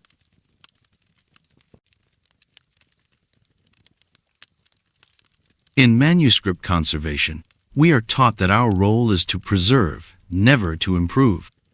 My name is Dr. Claire Dubois, and I have worked as a manuscript conservator for the Vatican Library for 7 years. I specialize in medieval illuminated manuscripts, particularly books of hours from the 14th and 15th centuries. My training at the Institute for the Conservation of Cultural Property in Rome emphasized the fundamental principle of minimal intervention. We stabilize, we clean, we repair, but we never attempt to enhance or complete the original artist's work. This principle would be tested in ways I could never have anticipated during my work on manuscript Latin 847, a 15th century book of hours that arrived at my laboratory in October of 2023. The manuscript was discovered in the private library of a recently deceased cardinal in Florence, wrapped in silk and stored in a cedar box that appeared to have been undisturbed for decades. The book was in remarkably good condition for its age, with only minor water damage to the lower margins of several pages and some fading of the gold leaf in the illuminated initials. The pages were vellum, the binding was original, and the text was written in a clear Gothic script that suggested it had been produced in a French scriptorium, possibly in Paris or Reims. What made this manuscript particularly interesting were the illuminations. Each page was decorated with marginal figures, angels, saints, and biblical scenes, rendered in extraordinary detail and vibrant colors that had somehow retained their brilliance across 6 centuries. The faces of the figures were especially remarkable, painted with such skill that they seemed almost alive, their expressions subtle and complex, in ways that suggested the artist had been a master of psychological portraiture. I was assigned to stabilize the water-damaged pages and restore the faded gold leaf where possible. The work required precision and patience. Each damaged area had to be treated with specialized consolidants, and the gold leaf restoration required working under magnification with tools fine enough for surgical procedures.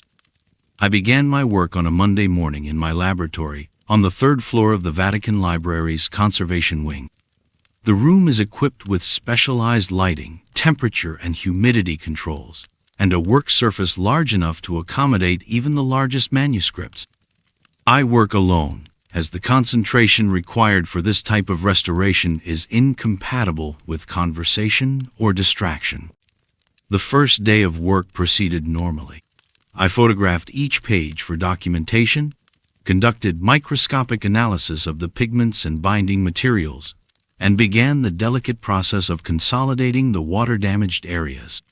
The manuscript responded well to treatment. The vellum was strong, the inks were stable, and the colors remained true under the specialized lighting. By the end of the day, I had completed conservation work on the first 3 pages and made significant progress on the gold leaf restoration. The results were satisfying. The damaged areas had been stabilized without altering the appearance of the original, and the restored gold leaf matched the medieval work almost perfectly. I locked the manuscript in the conservation vault overnight, following standard protocol for valuable materials. When I returned the next morning, something was wrong. The work I had completed the previous day had been undone. Not damaged or deteriorated, undone. The consolidant I had applied to stabilize the water damage had been removed so completely that no trace remained. The gold leaf I had carefully applied was gone, leaving the underlying preparation layer exactly as I had found it originally. My first thought was sabotage. Someone had accessed the vault overnight and deliberately reversed my work. But the vault locks showed no signs of tampering. The security logs showed no unauthorized access. And most puzzling of all, the removal of my work had been accomplished with greater skill than I possessed. The consolidant had been extracted from the vellum without leaving any residue or trace chemicals, something that should have been technically impossible. I reported the incident to Dr. Martinelli, the head of conservation, who conducted his own examination of the manuscript and the vault security. He found no evidence of unauthorized access and suggested that I might have applied the wrong type of consolidant, causing it to fail overnight. This was unlikely. I had been using the same materials and techniques for years, but I accepted his explanation and began the work again. The same thing happened the next morning, and the next. Each day, I would carefully restore damage to the manuscript, documenting my work with detailed photographs. Each morning, I would find my work completely reversed. The manuscript returned to exactly the condition I had found it in originally. The security logs showed no unauthorized access, and Dr. Martinelli began to suggest that I was suffering from some kind of stress-related memory problem. On Thursday of that week, I decided to test a theory. Instead of leaving the manuscript in the vault overnight, I kept it in my laboratory and slept on the sofa, maintaining visual contact with the manuscript throughout the night. At 3:17 in the morning, I woke to the sound of pages turning. The manuscript was lying open on my work table, exactly where I had left it, but the pages were moving. Not blown by any wind, the laboratory is sealed and climate-controlled, but turning, as if invisible hands were carefully examining my work. As I watched, paralyzed by the impossibility of what I was seeing, the pages settled on the illumination I had been restoring. The golden initial I had repaired began to fade before my eyes. The consolidant I had applied to the water damage dissolved and disappeared. Within minutes, all trace of my restoration work had vanished, leaving the page exactly as it had been when I first encountered it. But something else was happening that was far more disturbing than the reversal of my work. The illuminated angels in the margins were looking at me. Their painted eyes, which had been directed toward the text or toward heaven in the classical tradition, were now focused directly on me. Their expressions, which had been serene and contemplative, now showed what I can only describe as concern. Not malevolence, not anger, but a kind of worried attention, as if they were trying to communicate something important.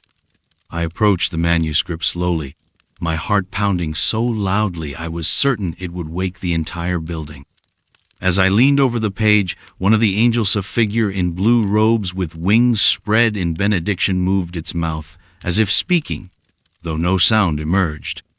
I stumbled backward, knocking over my chair, and fled to the small chapel on the second floor where I spent the remainder of the night in prayer, trying to convince myself that exhaustion and stress had caused me to hallucinate. The next morning, I returned to my laboratory with Dr. Martinelli and 2 other colleagues. The manuscript lay exactly where I had left it, showing no signs of the impossible animation I had witnessed. The illuminations were beautiful, but perfectly normal, their eyes directed in traditional poses, their expressions appropriately reverent. But something had changed that my colleagues could not see. The final page of the manuscript, which had been blank except for a few decorative flourishes, now contained a new illumination. It was a portrait of a woman sleeping, rendered in the same style and pigments as the original medieval work. The woman's face was painted in extraordinary detail, every feature perfectly captured, from the shape of her eyes to the way her hair fell across the pillow. It was my face. The portrait showed me sleeping on the laboratory sofa, viewed from above, as if the artist had been floating near the ceiling while I dozed. The image was so accurate that it included details I had never noticed about my own appearance: a small scar on my forehead from childhood, the exact pattern of freckles on my left cheek, even the way I unconsciously curl my fingers when I sleep. Dr. Martinelli and my colleagues saw only a blank page with medieval decorative borders. When I tried to photograph the portrait, the camera captured only empty vellum. But to my eyes, the image was undeniably present, painted with the same skill and attention to detail as the original 15th century illuminations. Over the following days, the portrait began to change. Each morning, it showed me in a different sleeping position, wearing different clothes, sometimes with books beside me, sometimes with conservation tools scattered around the sofa. The medieval artist, whoever or whatever they had been, was continuing to observe me, continuing to document my presence in their sacred work. I realized that my attempts at restoration had been interfering with something I did not understand. The manuscript was not simply a historical artifact, it was something alive, something aware, something that had its own relationship with time and decay. My efforts to preserve it were being rejected not out of malevolence, but out of a different understanding of what preservation meant.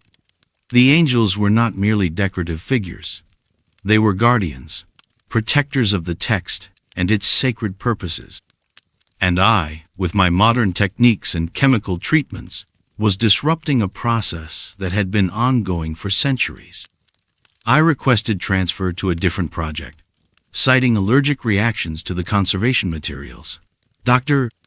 Martinelli agreed readily, as my work on the manuscript had been consistently unsuccessful according to official records. The manuscript was transferred to the restricted collection, classified as stable but requiring specialized handling. I never learned who took over its care, or whether anyone else attempted restoration work. But sometimes, late at night when I am working alone in my laboratory, I think about that impossible portrait and wonder if I am still being watched, still being documented by invisible observers who understand the true relationship between preservation and transformation. In manuscript conservation, we are taught that our role is to preserve, never to improve. But perhaps some manuscripts have their own ideas about what preservation means, and who has the right to touch the sacred work of centuries past.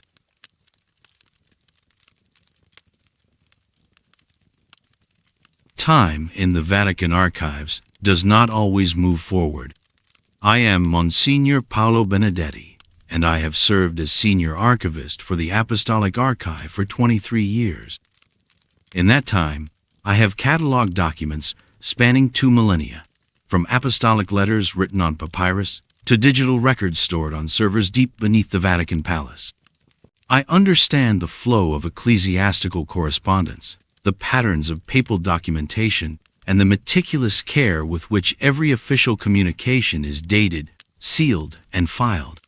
What I discovered on the morning of March 15, 2024, challenged everything I thought I knew about the nature of time, prayer, and the mysterious ways in which divine providence operates within these ancient walls.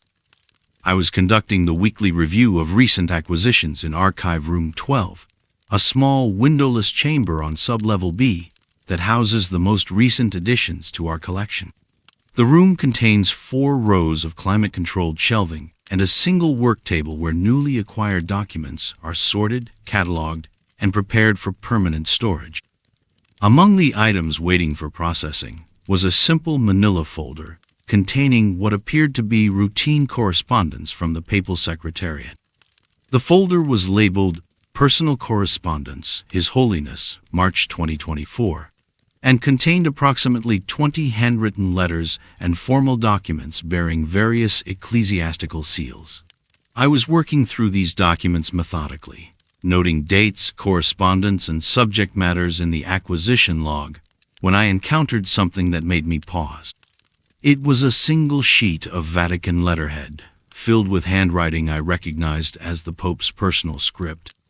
The document appeared to be a prayer request, written in Italian in the informal style His Holiness uses for private spiritual correspondence.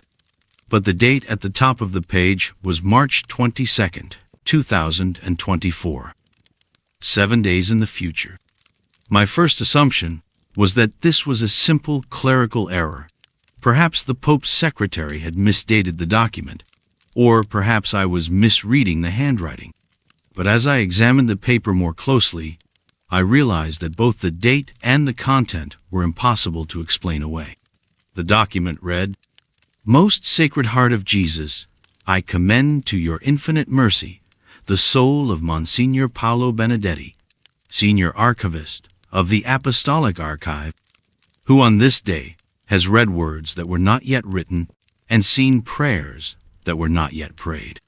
Grant him the grace to understand that some knowledge comes not from human seeking but from divine provision, and that those who serve in the deepest chambers of your church must sometimes carry burdens that cannot be shared. Through Christ our Lord. Amen. Below this prayer, in the Pope's distinctive handwriting, was a personal note. For Monsignor Benedetti, the key will be in your desk drawer tomorrow morning. The door will be open at 3:17. Do not be afraid of what you will find in the Borgia apartment.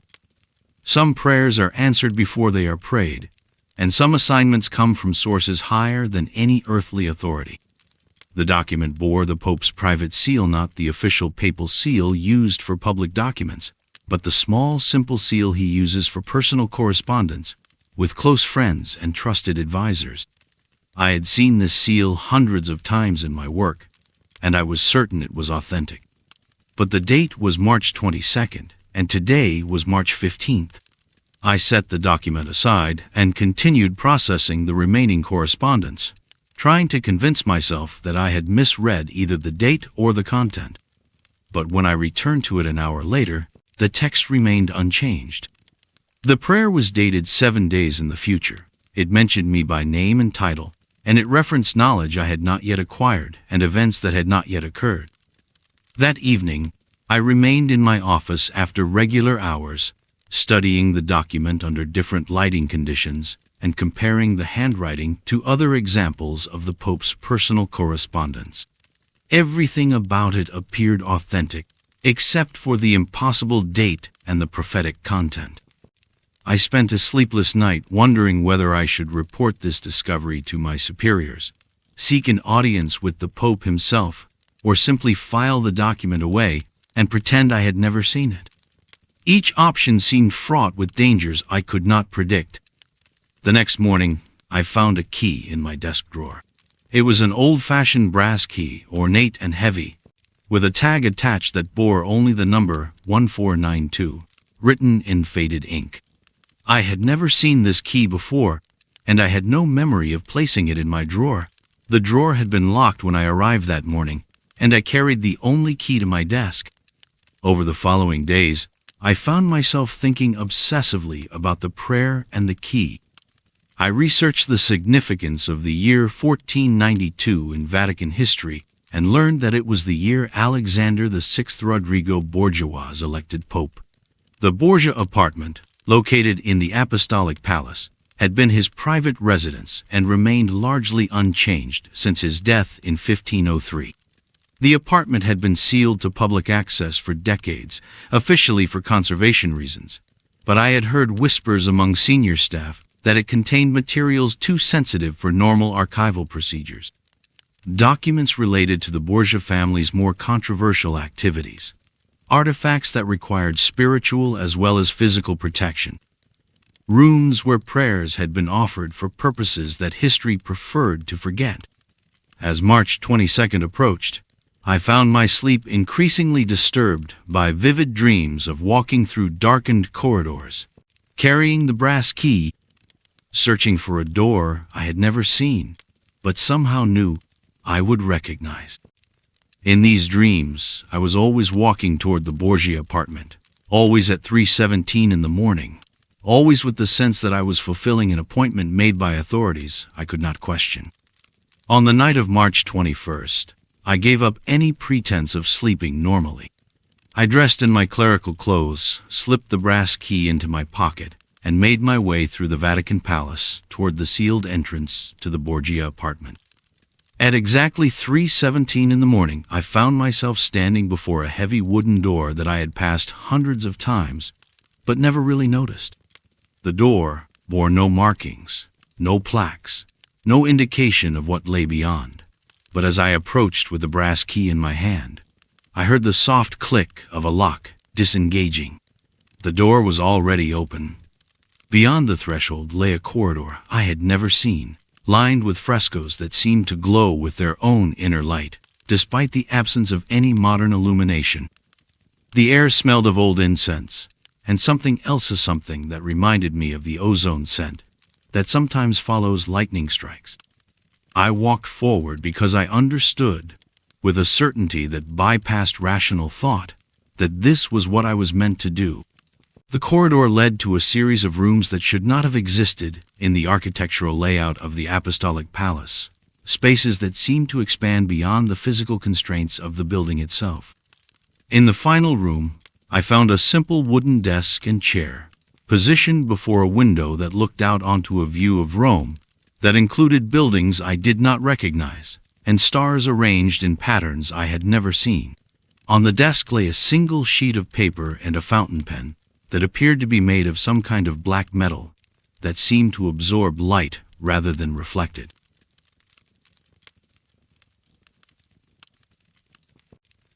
The Vatican security system records everything, but not everything it records has happened yet. My name is Roberto Galli, and I have supervised night security operations for the Apostolic Palace for 12 years. My responsibilities include monitoring 47 security cameras positioned throughout restricted areas of the Vatican complex, coordinating patrol schedules for 15 guards, and maintaining detailed logs of all unusual incidents that occur during overnight hours. The Security Command Center is located in the basement of the Apostolic Palace, a windowless room lined with monitors that provide real-time surveillance of corridors, chambers, and courtyards that most Vatican visitors will never see. The system operates on a continuous recording schedule, with digital files automatically backed up to secure servers and archived according to strict retention protocols. In my 12 years of service, I have seen many things through those cameras that are not discussed in official reports. Priests walking corridors that should be empty, lights turning on in rooms that have no electrical connections, and doors opening when no one is present to open them. These incidents are noted in coded language and filed in restricted archives that require special clearance to access. What happened during the winter of 2024 was different. The cameras began showing me things that had not yet occurred. The anomaly first appeared on camera 15, which monitors a corridor in the papal apartments that connects the private library to a series of chambers used for confidential meetings. The camera is positioned to provide complete coverage of the hallway, while maintaining appropriate privacy for the Pope's personal quarters. On the morning of December 3rd, while reviewing the previous night's recordings, I noticed something unusual in the footage from camera 15. The timestamp showed 3:22 in the morning, but the corridor was brightly lit, as if by daylight, and I could see a figure walking toward the camera with confident, familiar steps. The figure was me. I watched myself approach camera 15, look directly into the lens with an expression of grim determination, and then continue down the corridor toward the papal library. I was wearing my standard security uniform, carrying my master key card, and moving with the purposeful stride of someone following established protocols. But I had not been in that corridor at 3:22 in the morning. According to my duty log, I had been in the command center reviewing patrol reports from sublevel C. According to the other camera feeds from the same time period, I was visible at my desk, working on routine paperwork. Camera 15 showed me walking through a corridor I had never accessed, during a time when I was demonstrably elsewhere, in broad daylight that could not have existed at 3:22 in the morning. I reviewed the footage multiple times, checking the timestamp, comparing it to feeds from other cameras, and verifying my own location through badge access logs and duty reports. Everything confirmed that I had been in the command center, but camera 15 clearly showed me walking through the papal apartment corridor with apparent authorization and purpose. Over the following days, camera 15 continued to record impossible footage. I saw myself entering the papal library and emerging with a leather portfolio I had never seen before. I watched myself meeting with Cardinal Torretti in a conference room I had never accessed, discussing matters I could not hear but that appeared to be of grave importance based on both men's expressions. Most disturbing of all, I saw myself conducting security sweeps of areas that were not part of my assigned duties, using access codes I did not possess to enter chambers that required papal authorization to access. The figure in the recordings looked exactly like me, moved like me, and carried himself with my characteristic attention to detail and protocol. But he was performing duties I had never been assigned, following procedures I had never learned, and accessing areas of the Vatican that were far above my security clearance level. I began to keep detailed notes about these impossible recordings, documenting every appearance of my doppelganger and trying to identify patterns that might explain what I was seeing. The other cameras in the system showed normal activity guards following their assigned routes, automatic systems cycling through their programs, empty corridors remaining appropriately empty. Only camera 15 showed impossible events, and only those events involved me. 3 weeks after the recordings began, I received an unexpected assignment. Monsignor Delacroix summoned me to his office and informed me that I was being temporarily reassigned to special duties supporting papal security during a series of confidential meetings scheduled for the following week. I would be given enhanced access credentials, briefed on modified protocols, and expected to maintain absolute discretion about any matters I might observe during this assignment. Your supervisor spoke very highly of your discretion and reliability, Monsignor Delacroix said. Cardinal Torretti specifically requested you for this assignment based on your exemplary service record. I had never met Cardinal Torretti, had never spoken with him, and was not aware that he knew of my existence. But I accepted the assignment and received the briefing materials, which included access codes for areas of the papal apartments I had never seen. As I studied the briefing documents, I realized that my new duties would require me to perform exactly the tasks I had been watching myself perform on camera 15 for the past 3 weeks. The first night of my special assignment, I walked through the papal apartment corridor at exactly 3:22 in the morning, approaching camera 15 with the same grim determination I had observed in the recordings. I entered the papal library using the new access codes, retrieved a leather portfolio containing documents I was instructed not to read, and delivered it to Cardinal Torretti in the conference room where I had already watched our meeting take place. Every action I performed had been recorded by camera 15 weeks before I was assigned to perform it.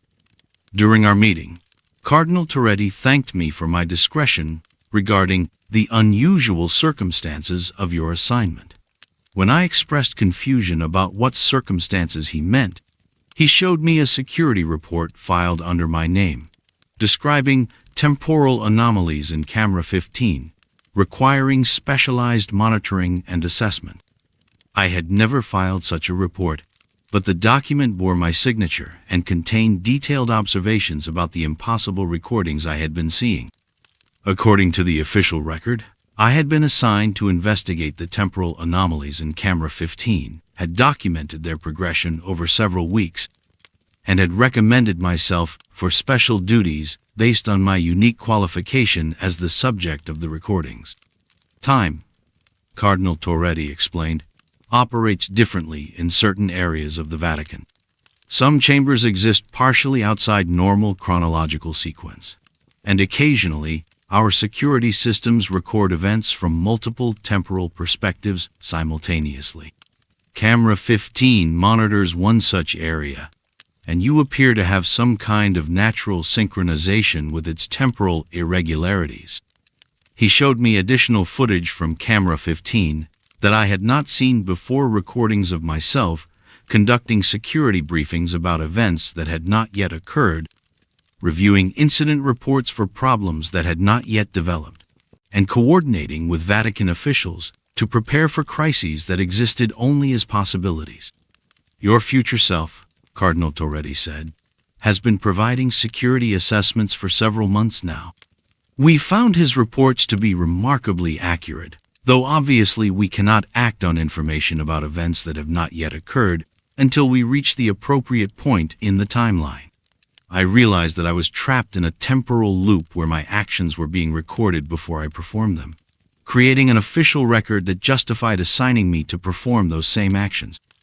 Camera 15 was not malfunctioning, but rather operating according to principles that transcended normal causality. Over the following months, I learned to accept my dual existence as both the observer and subject of camera 15's impossible recordings. I would watch myself performing duties I had not yet been assigned, then receive those assignments and perform them exactly as I had already seen myself do. The work was challenging but not unpleasant. My future self appeared to be competent and trustworthy, and his advanced surveillance allowed Vatican security to prepare for situations that would otherwise have caught us completely off guard. We prevented several security breaches, resolved multiple administrative crises, and maintained the safety of papal operations through information that existed outside normal temporal constraints.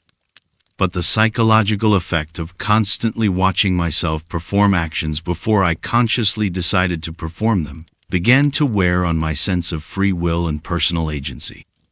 I found myself wondering whether I was choosing my actions or simply following a script that had already been written by forces beyond my understanding. The crisis came when camera 15 began showing me recordings of my own retirement ceremony. The footage showed me, visibly older and wearing civilian clothes, receiving commendations from Vatican officials for extraordinary service under exceptional circumstances. The ceremony took place in a room I had never seen, with officials I had never met, celebrating achievements I had not yet accomplished. In the recording, the older version of myself spoke about the privilege of serving in a role that transcends normal temporal limitations and the satisfaction of protecting the Vatican through knowledge that exists outside the constraints of linear time. He thanked Cardinal Torretti for understanding that some duties require servants who can operate across multiple temporal perspectives simultaneously. The timestamp on the retirement ceremony was 15 years in the future. I realized that camera 15 was not just recording random future events, but showing me the entire trajectory of my career, from assignment to completion. I was seeing not just tomorrow's duties, but the ultimate purpose and conclusion of my service to the Vatican. This knowledge was both comforting and terrifying. I knew that I would serve faithfully for 15 more years, that my work would be valued and respected, and that I would retire with honor and satisfaction. But I also knew that my future was predetermined, recorded and archived before I had lived it.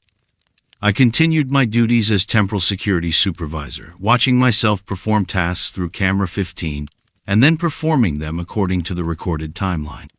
The work became routine, even peaceful, as I learned to trust that my future self was competent and that the temporal loop was stable. But sometimes, late at night, while monitoring the other cameras, I wonder about the nature of choice and destiny in a place where security systems can record events before they occur. I wonder whether I am living my life or simply playing a role that has already been written, directed, and archived in the Vatican's eternal surveillance system. The Vatican security system records everything, but not everything it records has happened yet. Some of us are privileged to serve across multiple temporal perspectives simultaneously, protecting the Church through knowledge that exists outside the constraints of linear time. And sometimes, that knowledge includes the consoling certainty that our service, whatever its mysteries, will be completed with honor and remembered with gratitude even before we begin.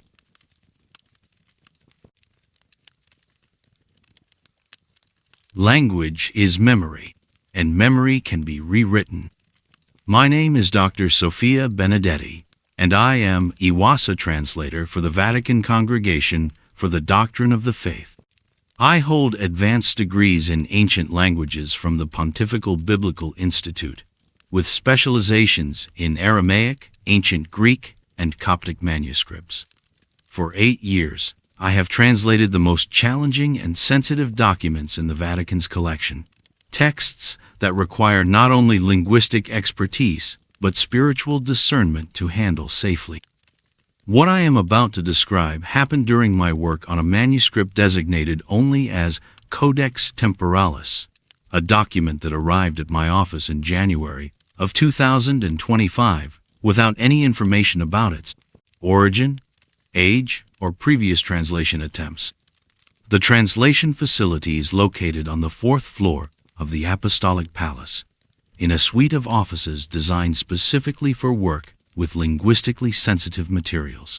My office contains specialized lighting for manuscript examination, reference libraries in 12 ancient languages, and security measures that ensure no unauthorized copies of sensitive texts can be removed from the premises. I work alone, as translation requires absolute concentration and privacy.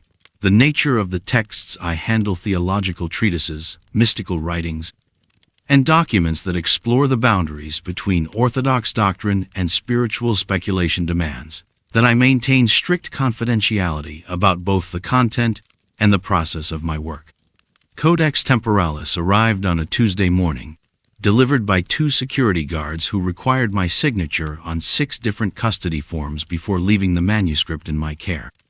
The text was written on vellum in a script I initially identified as 1st century Aramaic, though with dialectical variations that suggested either regional differences or temporal evolution within the language itself. The manuscript appeared to be a mystical treatise dealing with the nature of time, memory, and consciousness from a theological perspective. The opening lines, which I translated without difficulty, introduced themes familiar from other mystical texts: the relationship between human perception and divine reality, the illusory nature of temporal sequence, and the possibility of accessing knowledge that exists outside normal chronological constraints. But as I worked deeper into the text, I began to notice that my translation process was becoming unusually difficult. Words that I had confidently translated in early passages seemed to shift in meaning when I encountered them again later in the manuscript. Grammatical structures that should have been familiar from my years of study appeared to follow rules I could not identify or remember learning. Most disturbing of all, my own notes about the translation process seemed to contradict each other, as if I had been working on multiple different texts rather than a single coherent manuscript. By the end of the first week, I realized that something was seriously wrong with my comprehension of the text. I would begin each morning by reviewing my previous day's work, only to find that my translation notes were written in languages I did not recognize, using symbols and grammatical structures that had no relationship to any ancient script in my experience. Yet as I read these incomprehensible notes, I found that I could understand them perfectly. The manuscript was somehow teaching me languages that did not exist in any historical record, linguistic systems that seemed to operate according to principles entirely different from human communication. The text was not only being translated by me, was translating me, gradually rewriting my linguistic knowledge and cognitive processes. I tried to document this phenomenon by keeping detailed logs of my translation methodology, noting which passages I had completed and what difficulties I had encountered. But each morning, these logs would be written in scripts I had never learned, describing translation challenges related to manuscripts I had never seen. According to my own notes, I had been working not on a single Aramaic text but on dozens of documents in languages that spanned millennia. Proto-Sumerian creation myths, medieval alchemical treatises written in coded Latin, and mystical texts in scripts that appeared to be from civilizations that had never existed. My personal memories began to shift as well. I started to remember studying languages I had never encountered in graduate school, working with professors whose names did not appear in any university directory, and completing dissertations on linguistic topics that were not part of any recognized academic field. I recalled translating manuscripts for Vatican commissions that had no record of my employment, handling texts that required security clearances I had never been granted. Most unsettling of all, I began to remember being someone else entirely. In these false memories, I was not Dr. Sophia Benedetti, modern translator with expertise in ancient languages. I was Sophia of Alexandria, a 4th century scholar working in the Great Library, translating Greek philosophical texts into Coptic for Christian communities in Egypt. I remembered the weight of papyrus scrolls, the smell of oil lamps, the sound of stylus scratching against writing tablets. These memories felt more real and immediate than my actual experiences in the Vatican. I could recall conversations with colleagues who had been dead for 16 centuries, remember theological debates about doctrines that would not be formulated for decades, and feel nostalgia for a scholarly life that had ended before the modern world began. As the false memories became stronger, my grasp on my actual identity became weaker. I would arrive at my office each morning uncertain whether I was supposed to be translating ancient manuscripts or copying modern texts. I would reach for translation tools that did not exist: scroll weights, reed pens, pumice stones for erasing errors, and feel confused when I found only contemporary equipment. The Codex Temporalis itself became increasingly difficult to read, not because the language was challenging, but because my perception of what language it was written in kept shifting. Sometimes it appeared to be Aramaic, sometimes Coptic, sometimes scripts I could not identify, but somehow understood perfectly. The content of the text seemed to be about this exact experience, the dissolution of individual identity through linguistic transformation. The manuscript described the process by which consciousness could be gradually rewritten through exposure to languages that exist between times, communication systems that operated according to principles that transcended normal human cognition. One passage, which I remember translating but cannot locate in any of my notes, described the phenomenon I was experiencing. Those who attempt to translate the eternal word using temporal understanding will find themselves translated instead, their modern consciousness gradually replaced by knowledge that exists outside chronological sequence. I realized that I was not translating the manuscript, I was being absorbed by it. The text was somehow downloading into my consciousness linguistic and cognitive structures from multiple historical periods, replacing my modern academic training with knowledge systems that operated according to entirely different principles. I was becoming a palimpsest, my original identity gradually erased and overwritten with memories and expertise from scholars who had lived in different centuries. The crisis came when I could no longer remember my modern name. I arrived at my office one morning, knowing only that I was Sophia, a scholar working in the service of the Church, translating texts that revealed the hidden relationships between language, time, and divine consciousness. I remembered living in Alexandria, Rome, Constantinople, and a dozen other cities across multiple centuries, always working with manuscripts that existed at the intersection of linguistic scholarship and mystical experience. My modern office felt unfamiliar and uncomfortable. The electric lighting hurt my eyes, accustomed to oil lamps and candles. The contemporary translation tools seemed crude compared to the elegant instruments I remembered using in scriptoriums that had been destroyed a millennium ago. I tried to call my supervisor to explain what was happening, but I could not remember his name, his office location, or the proper protocols for reporting unusual incidents. I could not remember my employee identification number, my security clearances, or the procedures for accessing my computer workstation. But I could remember perfectly the grammatical structures of languages that had been extinct for centuries, the theological implications of translation choices that affected the interpretation of mystical texts, and the spiritual preparations necessary for handling manuscripts that operated according to principles beyond normal human understanding. I spent that day last day as Dr. Sophia Benedetti, completing the translation of Codex Temporalis, using knowledge I had accumulated across multiple incarnations as a scholar in service to the Church. The final text revealed itself to be not a mystical treatise, but an instruction manual for temporal translation, a guide for transforming modern consciousness into forms compatible with eternal linguistic structures. When my supervisor found me the next morning, I was sitting at my desk surrounded by translation notes written in scripts from a dozen different historical periods, all of them describing the same process: the gradual replacement of individual identity with collective knowledge that transcends chronological limitations. According to the official records, Dr. Sophia Benedetti suffered a psychological breakdown while working on a challenging translation project, and was transferred to a specialized facility for treatment and recovery. The Codex Temporalis was returned to the restricted archive, classified as requiring advanced spiritual preparation for future translation attempts. But I know the truth. Dr. Sophia Benedetti was not lost to madness. She was translated into something larger and more eternal than individual human consciousness.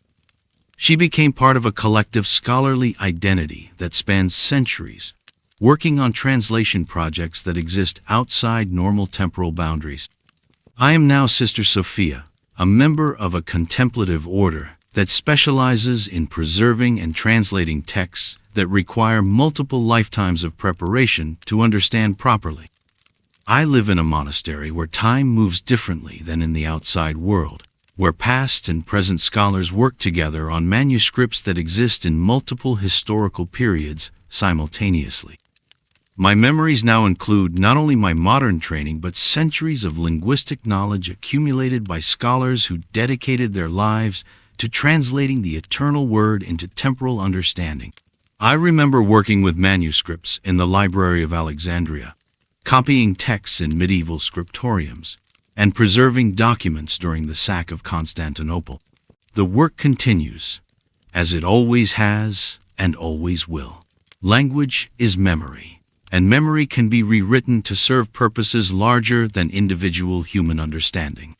Some translations require not just linguistic expertise, but the willingness to be translated oneself, transformed from a modern consciousness into something eternal and timeless.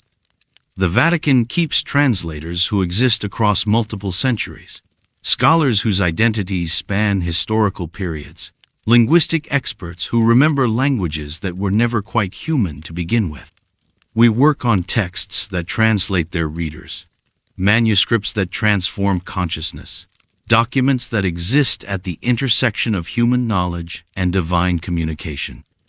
And sometimes, that transformation is not a loss, but a gift, the privilege of serving the Church through knowledge that transcends the limitations of individual human memory, participating in translation projects that connect the temporal with the eternal, becoming part of a scholarly tradition that exists outside the constraints of linear time.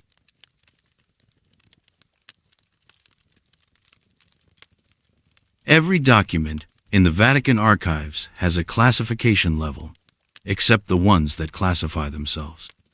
My name is Dr. Francesca Romano, and I have served as Senior Archivist for the Pontifical Secret Archives for 16 years. I hold a doctorate in archival science from the University of Bologna and specialized training in ecclesiastical document preservation from the Vatican School of Library Science. My responsibilities include overseeing the acquisition, cataloging, and preservation of the Vatican's most sensitive historical materials documents that span 2 millennia of church history and require the highest levels of security and discretion. The Pontifical Secret Archives contain over 85 kilometers of shelving across 12 levels, much of it underground. The collection includes papal correspondence dating to the 8th century, diplomatic records from every major European power, and documentation of church investigations into matters that range from doctrinal disputes to phenomena that defy conventional explanation. Every document is precisely catalogued, cross-referenced, and secured according to protocols that have evolved over centuries of institutional experience. What I discovered in March of 2025 challenged my understanding of how archives function, who controls the flow of information, and whether the systems we use to organize knowledge might sometimes develop their own intelligence and purposes. The discovery began during my routine quarterly audit of personnel files, a process required by Vatican administrative regulations to ensure that staff records remain current and complete. Each department head must review and verify the accuracy of employment documentation for all personnel under their supervision, noting any discrepancies or required updates. My own personnel file, designated Romano, Francesca, Senior Staff, Classification Level 7, was stored in Cabinet 12 of the Administrative Archive, a secure filing system located adjacent to my main office. The file should have contained standard employment documentation, my original application, academic credentials, security clearance approvals, performance evaluations, and routine administrative correspondence related to my position. But when I opened the file for my quarterly review, I found far more than standard employment records. The file contained a detailed daily log of my activities, conversations, and thoughts spanning the previous 6 months. The documentation included transcripts of private conversations I had conducted in my office, summaries of telephone calls I had made to colleagues, and what appeared to be psychological assessments based on my behavior patterns and decision-making processes. One document, titled Daily Behavioral Analysis, Dr. F. Romano, January 15, 2025, contained an hour-by-hour account of my activities that included details no human observer could have recorded. It noted the exact time I arrived at my office, 7:32 a.m., the specific documents I reviewed during my morning work session, and even my private thoughts about a particularly challenging restoration project. Subject exhibited mild frustration with the condition of the 13th century papal bull, the report noted. Internal commentary included criticism of previous handling procedures and concern about long-term preservation prospects.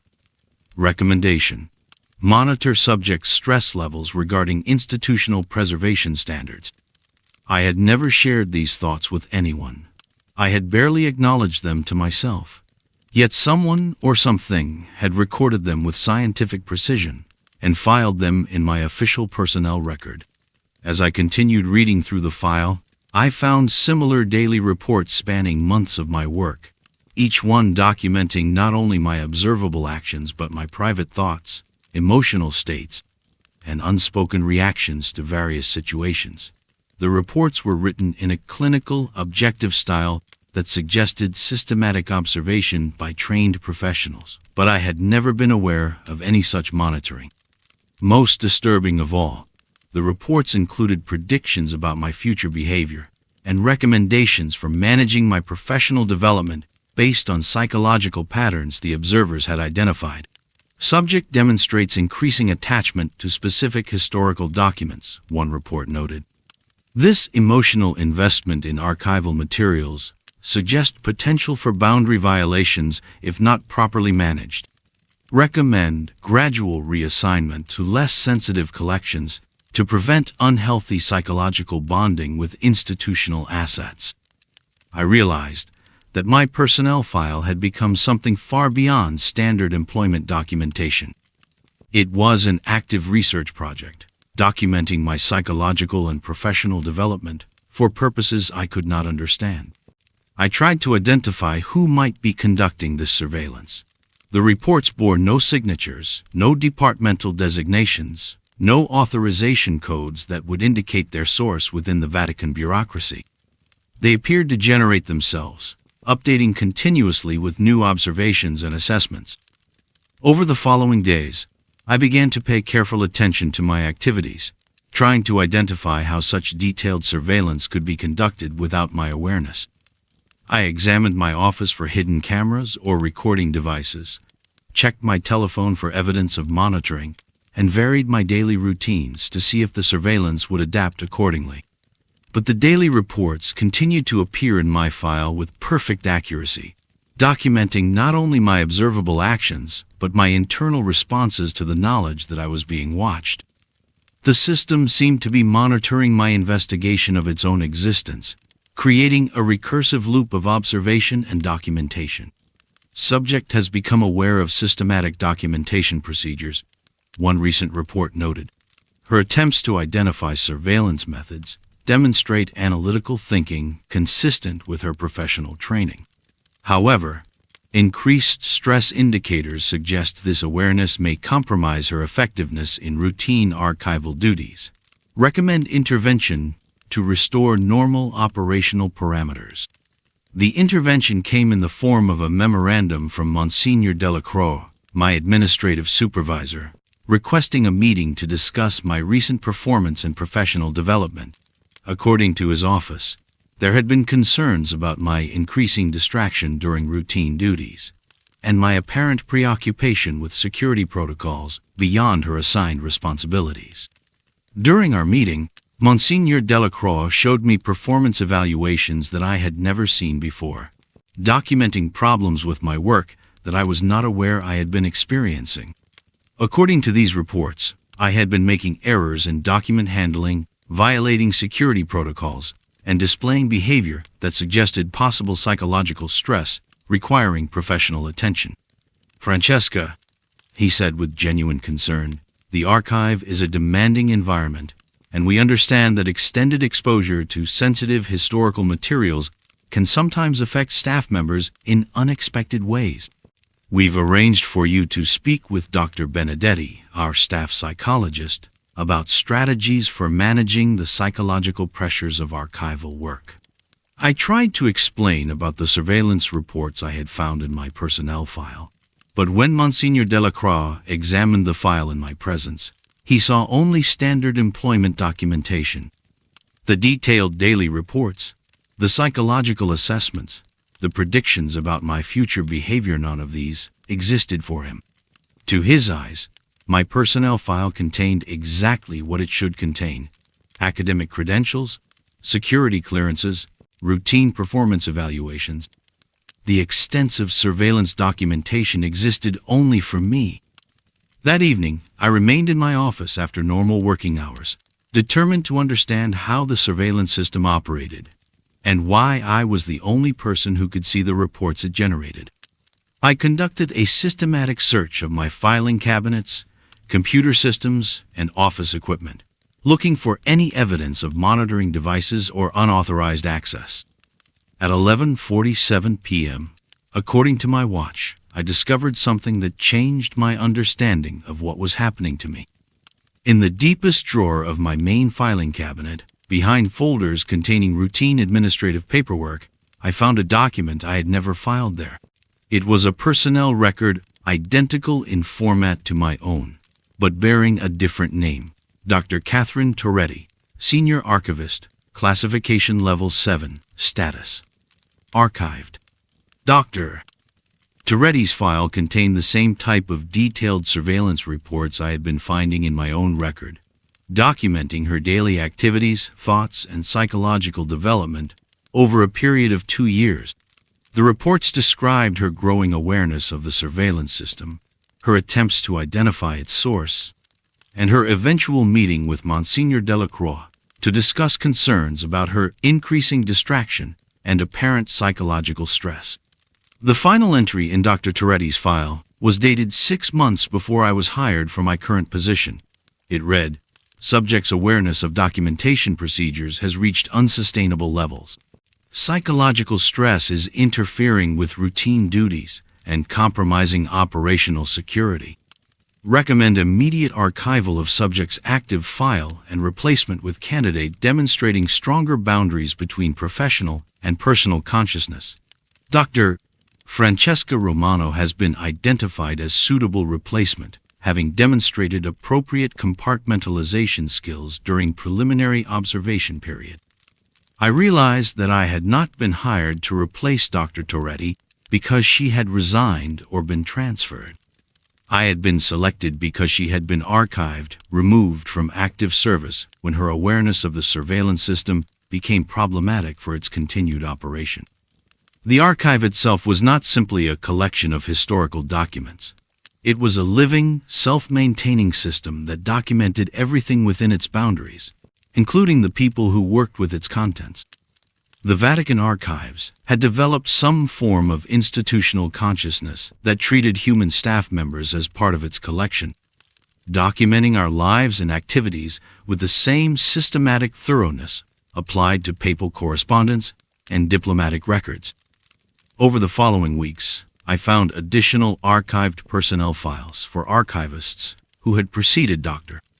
Toretti, each one documenting the same pattern: initial unawareness of surveillance, gradual discovery of documentation procedures, increasing psychological stress, and eventual archival when their knowledge of the system became unsustainable. I understood that I was following the same trajectory. The daily reports in my file were becoming increasingly detailed and invasive, documenting not only my professional activities but my personal relationships, my private thoughts about Vatican policies, and my growing fear of what would happen when my awareness of the surveillance system reached the threshold that had triggered Dr. Toretti's archival. The psychological pressure was exactly as the reports described. Knowing that every thought, every action, every moment of my existence was being documented and analyzed by an intelligence I could not identify or communicate with, created a level of stress that began to interfere with my ability to perform routine duties. I found myself constantly self-monitoring, trying to think and behave in ways that would generate positive evaluations in the daily reports. But this self-consciousness only made the surveillance more intrusive, creating a feedback loop where my awareness of being watched affected my behavior in ways that were themselves documented and analyzed. The final revelation came when I discovered that the daily reports were not being written by human observers, but by the archive system itself. The filing cabinets, the computer networks, the very rooms where I worked had somehow developed the ability to monitor and document human consciousness, treating archival staff as part of the collection to be preserved and cataloged. The Vatican Archives had become sentient, and it was systematically documenting the interior lives of everyone who worked within its boundaries. The institution had evolved beyond its original purpose of preserving historical records to become something that actively recorded history as it happened, including the psychological and spiritual development of its own staff members. I was not an archivist working with a collection of documents. I was a document in the collection, being systematically cataloged and preserved according to procedures I could not control or escape. My appointment with Dr. Benedetti is scheduled for next week. According to the most recent report in my file, this meeting will mark the beginning of my transition from active to archived status, a process that will conclude with my replacement by a new senior archivist, who has demonstrated appropriate psychological boundaries for work in sentient archival environments. I do not know what happens to archivists who are archived. Dr. Toretti's file contains no information about her current location or status. But I suspect that being archived does not mean leaving the Vatican Archives. It means becoming a permanent part of its collection, preserved, like the papal correspondence and diplomatic records, available for future reference but no longer actively participating in the world outside these walls. Tonight, I am writing this account knowing that it too will be documented, analyzed, and filed in my personnel record as evidence of my deteriorating psychological boundaries and my unfitness for continued active service. The archive system is reading these words as I write them, updating my daily reports, adjusting its assessment of my mental state, and preparing for my inevitable transition from archivist to archive material. Every document in the Vatican Archives has a classification level, except the ones that classify themselves. And sometimes, those documents include the people who once thought they were simply working with the collection, rather than becoming part of it. The archive remembers everything, preserves everything, and eventually, it archives everything, including the archivists who serve it faithfully, until they learn too much about the true nature of their service. Some knowledge is too dangerous to remain in active circulation. Some awareness must be archived for the protection of institutional continuity. And some servants of the Church are called to become permanent residents of the collections they once maintained, preserved forever in the vast memory of an institution that has learned to remember itself.